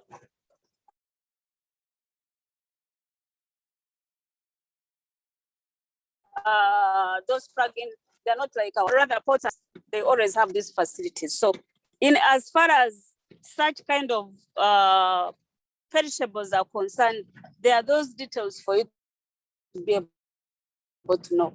The degrees you should, in which you should keep your goods, condition of your goods, how the reefer container will be run and maintained during transit.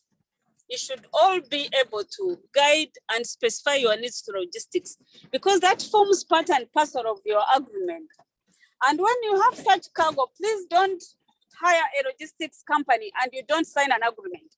Such kind of sensitive goods, perishable, please make sure you have contractual obligation, you pass on contractual obligation to your service provider to ensure that the terms are very clear. You even specify those degrees must continue running so that in the case of any deviation from the obligation that he has accepted to keep the condition, then you have how to deal with them in terms of liability clause that I put in those agreements as well. So it's important. I have seen Ugandans liking to do things informally, or you come to Jennifer in Unifred just because you know Jennifer, you hand over your container. Please oblige us to comply with your needs and specify them so that even when we have finished delivering, we are saying, yes, we delivered the goods in this condition and this is the report we are giving. Because my dear, you could be going, I know that you'll take insurance, but even that responsibility you are passing on to service provider, he or she should also have the obligation because that's how transport is. We work through partners. I may come and pick your reefer container, for instance, but I'm going to hand it over to another transporter. Or when I reach at the port, I'm handing it over to the shipping company. So the transfer of responsibility should be very, very clear and should be done formally, not informally. So I talked about ICDs in terms of Uganda. I've talked about ports and warehousing as part and parcel of transport. You cannot talk about land transport without talking about those other facilities. And they have implication also on cost. For instance, if I picked your container today, and for some reason your documents are not ready, and for some reason something you have not been able to do, I am going to keep that container in ICD for, let's say, 10 days until when you are ready. The cost of your transport will go higher because I'm keeping that container and I'm incurring costs at the plug-in place. So these are some of the things that we should always understand because it has implication on your planning, it has implication on your competitiveness. So it has implication on decisions you should be made. Therefore, for instance, I shouldn't ask someone to come and load my perishable before I am ready and I have all the documentation in place. Otherwise, I will definitely meet those costs. So that is what I can say for now regarding the land transport, because I think I was restricted on land transport, and land transport, we can only talk about rail and road. And so in Uganda, at the moment, we can really discuss more details about road transport because there is little activity that we are doing in terms of exports through railways.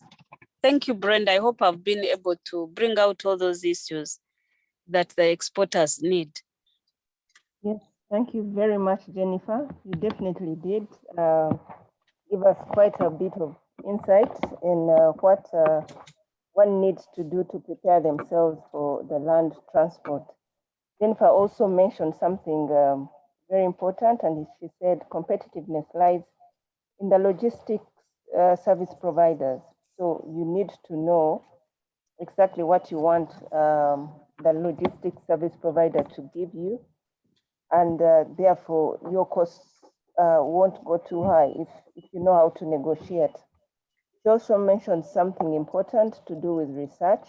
This we emphasize as Export Promotion Board. For all those interested in business, even export business per se, it is important that you do research because a lot of things out there for anybody who is interested in doing some of these businesses, but the information will then define whether you're an effective and efficient business or you are actually spending too much.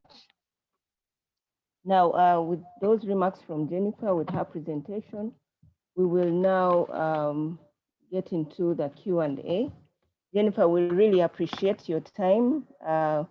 We know you're on the road. We really thank you so much for your commitment to be able to speak to our participants. I'm sure they will have some questions, so we kindly request that you stick around for a few more minutes, and then we can have some questions before you leave us. So participants, now it is time for questions. So for anybody who has a question, I'll start with those that have been sent in the Q&A. I have one for Jennifer. Someone is asking for contact details. I don't know whether you can share or you will share when you're sharing your presentation. Jennifer, are you okay to share your contact? Yeah, I can give the contacts. My number is 0754 733 696. Okay. And our website is www.unifreightgroup.com. And once you visit that website there, you can make inquiries formal, and you can get me on that phone as well. Okay, thank you so much, Jennifer. So now you have her contact. She has a good experience in handling exports. She's one of the ladies on her feet for exports, so she's very passionate in her area. So kindly contact her. She'll be of good support and guidance. she will definitely do your business very well. Jennifer, thank you. Any other question? Let me see. We have a number of you are asking to access the presentations. We will share the presentations with whoever is interested. Actually, what we normally do after this training, we put all the presentations together and send to everybody who has participated because we have your full contacts. So don't worry, we will be able to share that information. Okay, I think most of the questions we had handled. I don't seem to see any, okay. John, are you online? Did John answer the one for GAP? Oh, she did. Okay. I think John answered the one for the global GAP. Pardon? Okay. Someone also asked, what are the requirements of exporting avocado and pineapples? John, are you online to give those details? But the requirements for exporting avocado and pineapples. Avocado and pineapples. Yes, we don't give the market, but they are just asking for requirements for requirements. avocado and pineapples. Okay, the requirements for exporting pineapples are quite well. We look at everything. We look at them generally as fresh produce. The first thing is after registering your company and getting a TIN number, you will come to Uganda Export Promotion Board. We'll take you through the export registration process, which starts here and then ends with Ministry of Agriculture and with the issuance of an export number. So as I explained earlier, the process simply looks at whether you've put in place what you require to handle fruits and vegetable exports. So what we'll basically do is we'll look at your registration status as a company. We'll look at your preparedness in terms of the pack house, farmers, and agronomists. And then we'll also look at your preparedness in terms of finances. So once that is done, then we'll recommend you to Ministry of Agriculture for further management and then issuance of the export number. So that applies for fresh produce, everything, avocado, pineapples, and all that. Thank you. Okay, thank you, John. The next question says, hello, this is Henry from Barara. Can I export beans with second-hand gunny bags or sisal bags? I tried to source for new ones and wasn't easy for me. Second-hand buyer from Canada is asking production figures of beans in Uganda. If data available, kindly share on my email. Okay, John, I think you can handle that as well.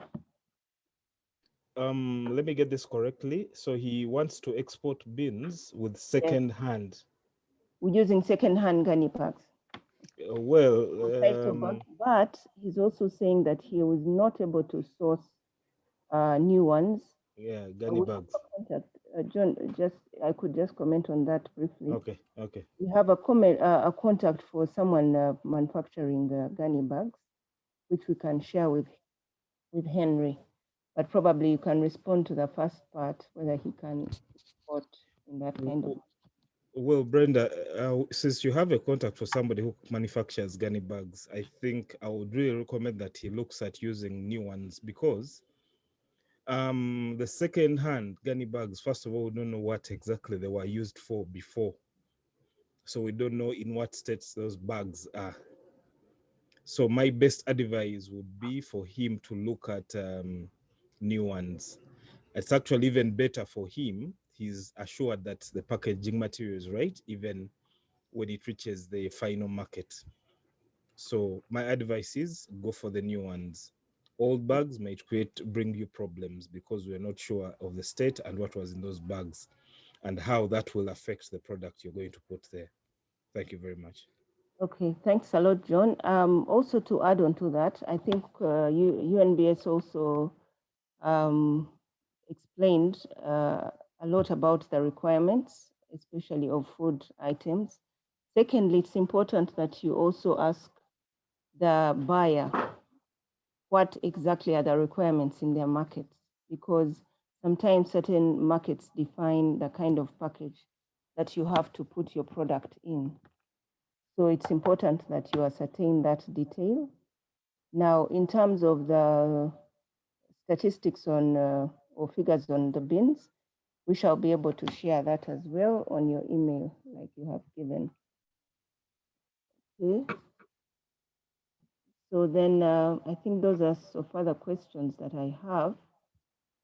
I don't seem to see any other that we haven't answered.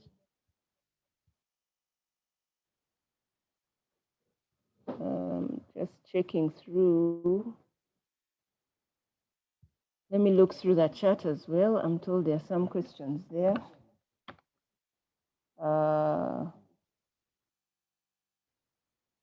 The clients posted on UEPB website do not respond to our proposals.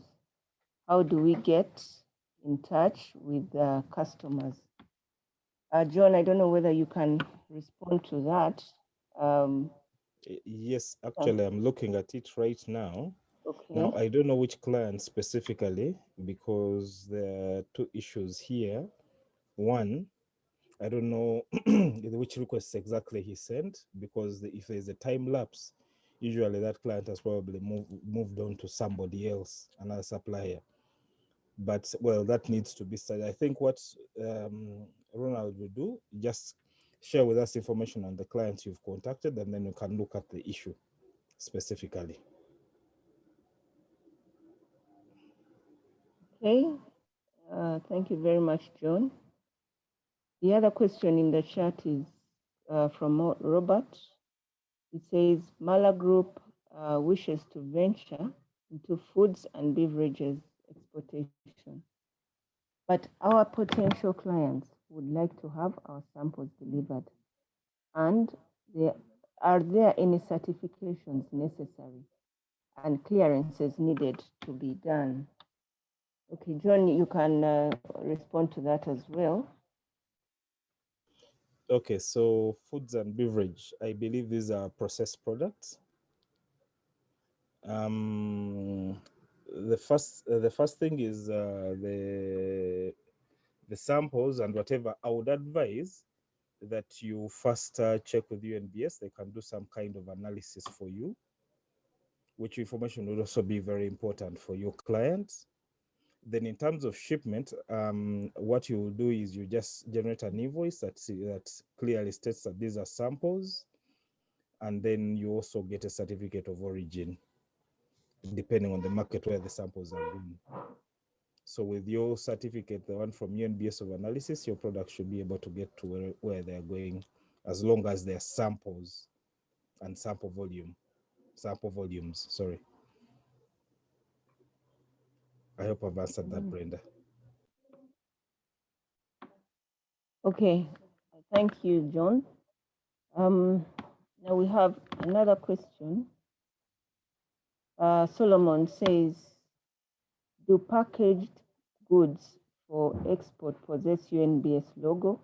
If not, how closely does UNBS work with exporters to ensure the quality?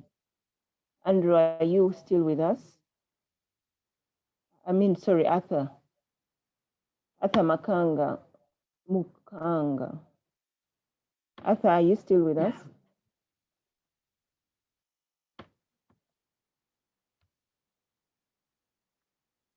Arthur? Yes, Brenda. Yes. I'm there. Please come again with a question.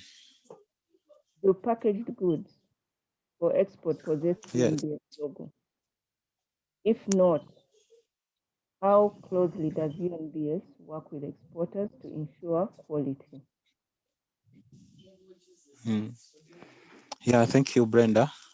Actually, depending on a particular product, we like I'd presented, we have mandatory standards, and if you are exporting a particular product with a mandatory Uganda standard, you are required to conform with that particular standard before you can export. So UNBS will come and work with you to make sure that you are certified for that particular standard with that project regarding that product you are exporting. Okay. Thank you. Thank you very much. Now the next question says, does UPB have statistics of demands of produce on different countries that can help new entrants to find customers? John, are you there? Still trying. What was the question again? I'm just trying to look it up. They were asking for statistics. It says, does UPB have statistics of demand of produce on different countries yes, that we can. help Okay. new entrants find customers?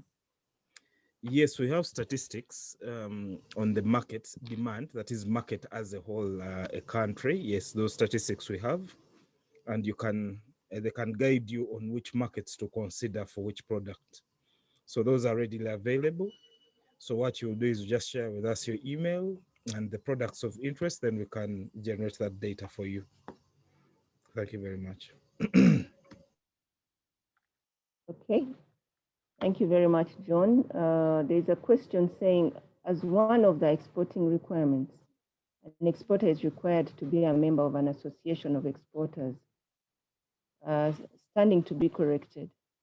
Where can someone get such information about export associations, and how can someone join any of these associations? Okay, I'll respond to that. You can get that information from us at Uganda Export Promotion Board. We will be able to share the different associations and contact persons for that. Okay.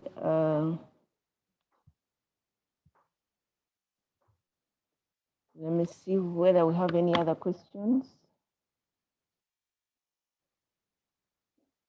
Is cocoa, soya, and coffee regarded as processed beverages?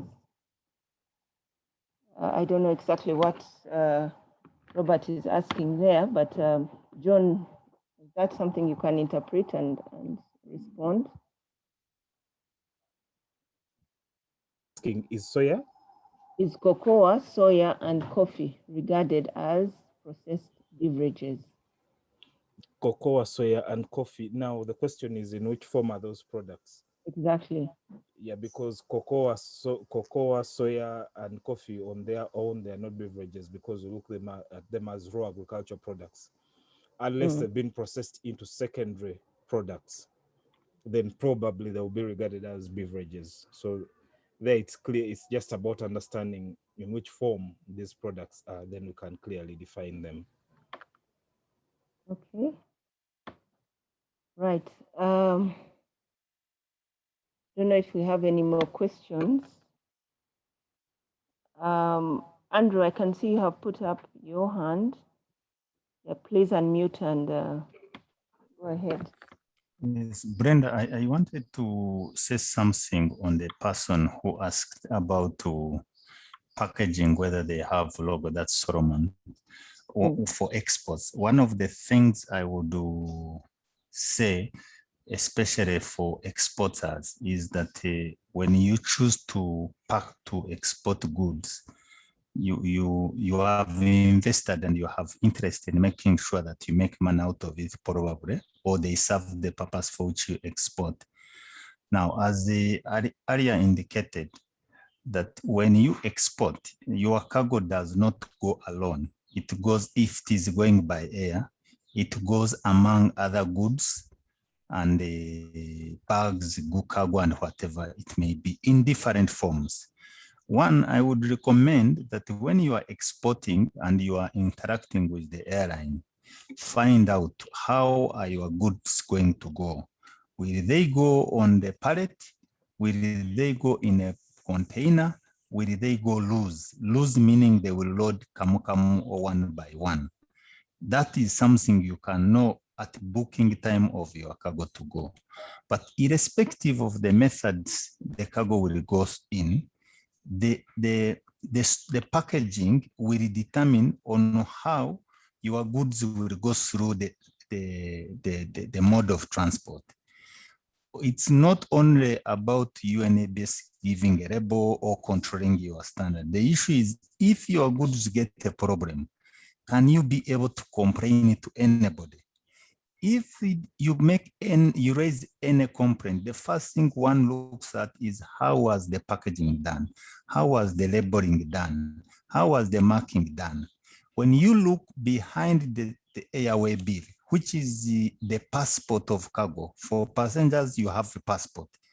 But for cargo, you have an airway bill. That's the same. But that airway bill is a contract. Behind it, there are conditions, terms and conditions for air carriage. And one of the things they will tell you, the marking, labeling, packaging, documentation are the responsibility of the shipper.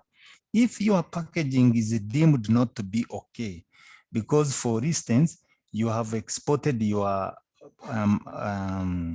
avocados, they have reached Abu Dhabi when they are in pieces, or in Europe. Let's remember in those countries, they will not put them in a sack and forward onwards. They will repack.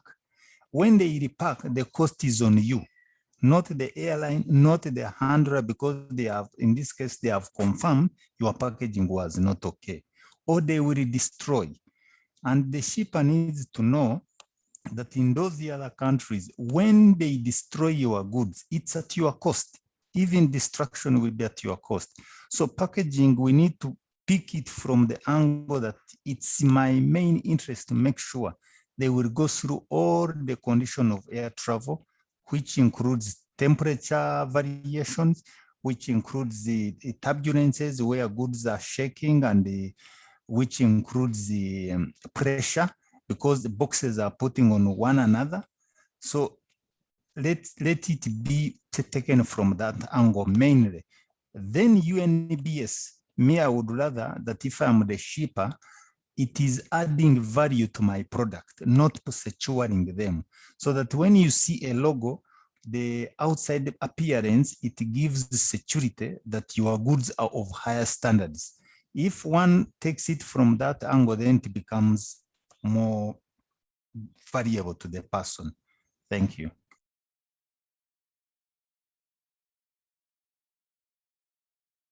Thank you so much, Andrew.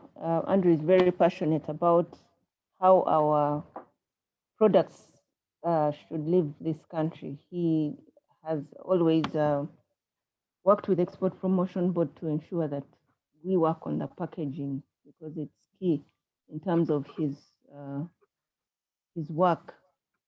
Now we have a question from Damba, who says, please share the email we could use to get the marketing statistics. John, I think you'll share your email.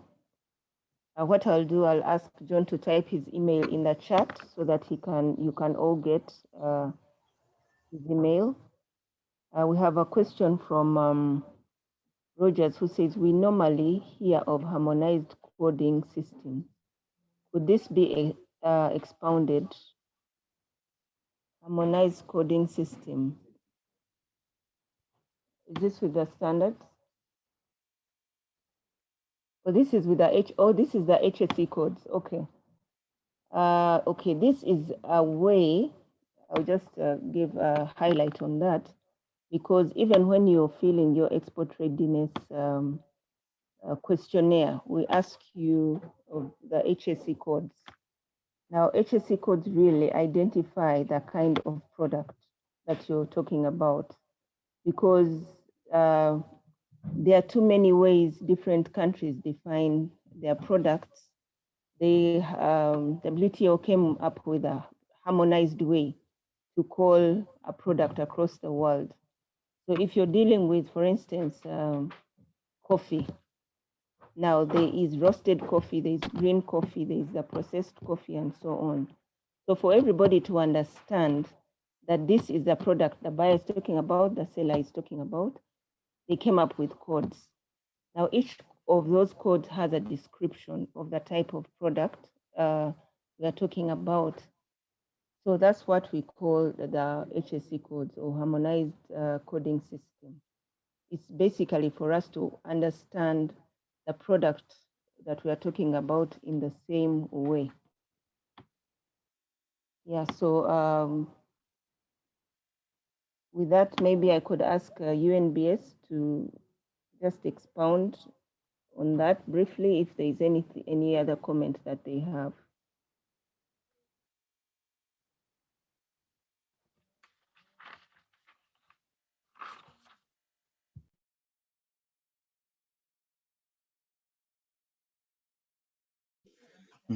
Hello, Brenda.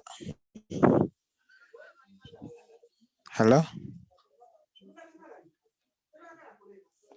Hello?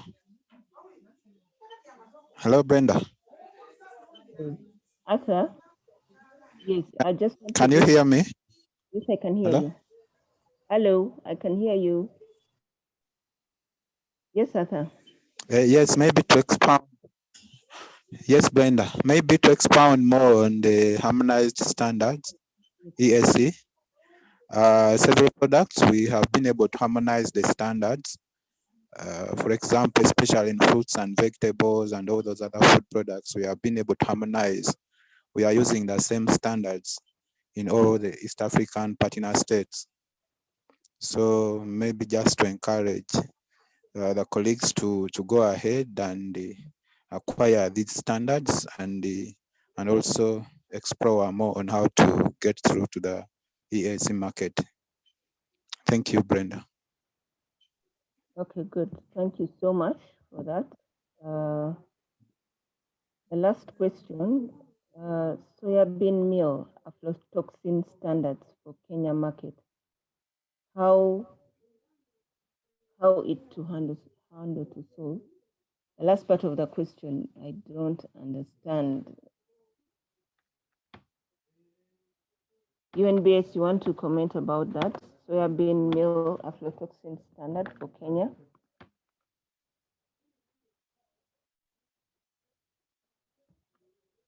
Hello, Arthur.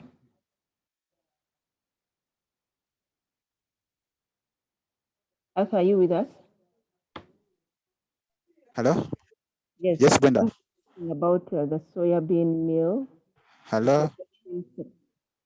Yes, I can hear you, Arthur. Yes, Arthur. I beg to come to, I beg your pardon. Okay, soybean meal aflatoxin standard for Kenya market. Someone is asking how to solve, how to handle to solve it. I think the question is not clear at the end, but I think the question is how can it be handled? What solutions? Yes, the soya bean meal standards and even other animal feed standards have been harmonized at the ESC. So we have the same standards for aflatoxins here and that of Kenya. I don't know, but of recently we are having some challenges with Kenya. They're not allowing our products to go in. But as UNBS, we normally get samples and carry out analysis here in the lab and make sure that they are not just after damaging our image, but we have to confirm that those aflatoxin level are what they are declared. Hello? Yes, Arthur. Thank you. Yes, that's what I had to submit. Yes, thank you. Okay, thank you so much. Okay, so one more question. Do we need, let me just see what this question is saying.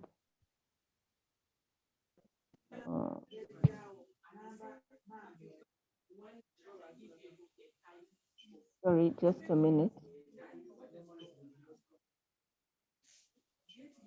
I had one question coming in the chat. Said, do we need certificate of origin while trading in the ESC. Yes, you need a certificate of origin while trading in the ESC, and John spoke to exactly how you can get that. Okay, so I think we have come to the end of our session. I hope all our questions have been answered. And I know there's a lot more that we would like to discuss and we would like to share, but we will not be able to do this now. But in conclusion, I'd like to fully appreciate all of you for the time. I hope it's a good time spent and you have learned a lot and you will be able to improve and work better in terms of your exports. We are having similar sessions next week. We have 2 sessions again next week on Wednesdays and Thursday, and the information will be sent out. Next week, we'll be having something to do with strategy and planning for exports. We'll also be having something to do with finance for exports.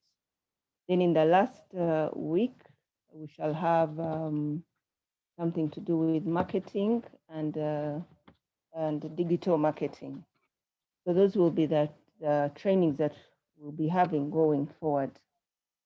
So at this point, I would also like to mention that we will send out an evaluation form for all of you to respond to.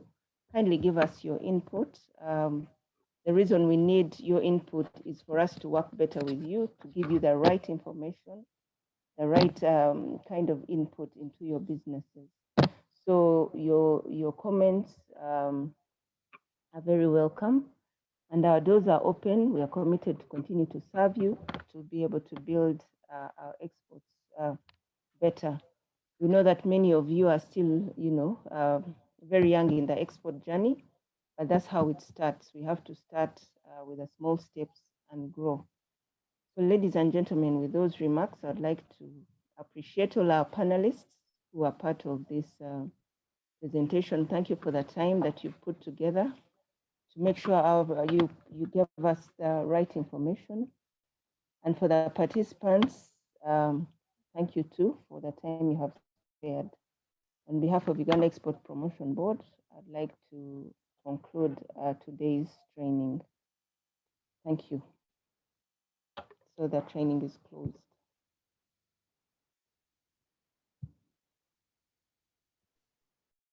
Thank you, Brenda.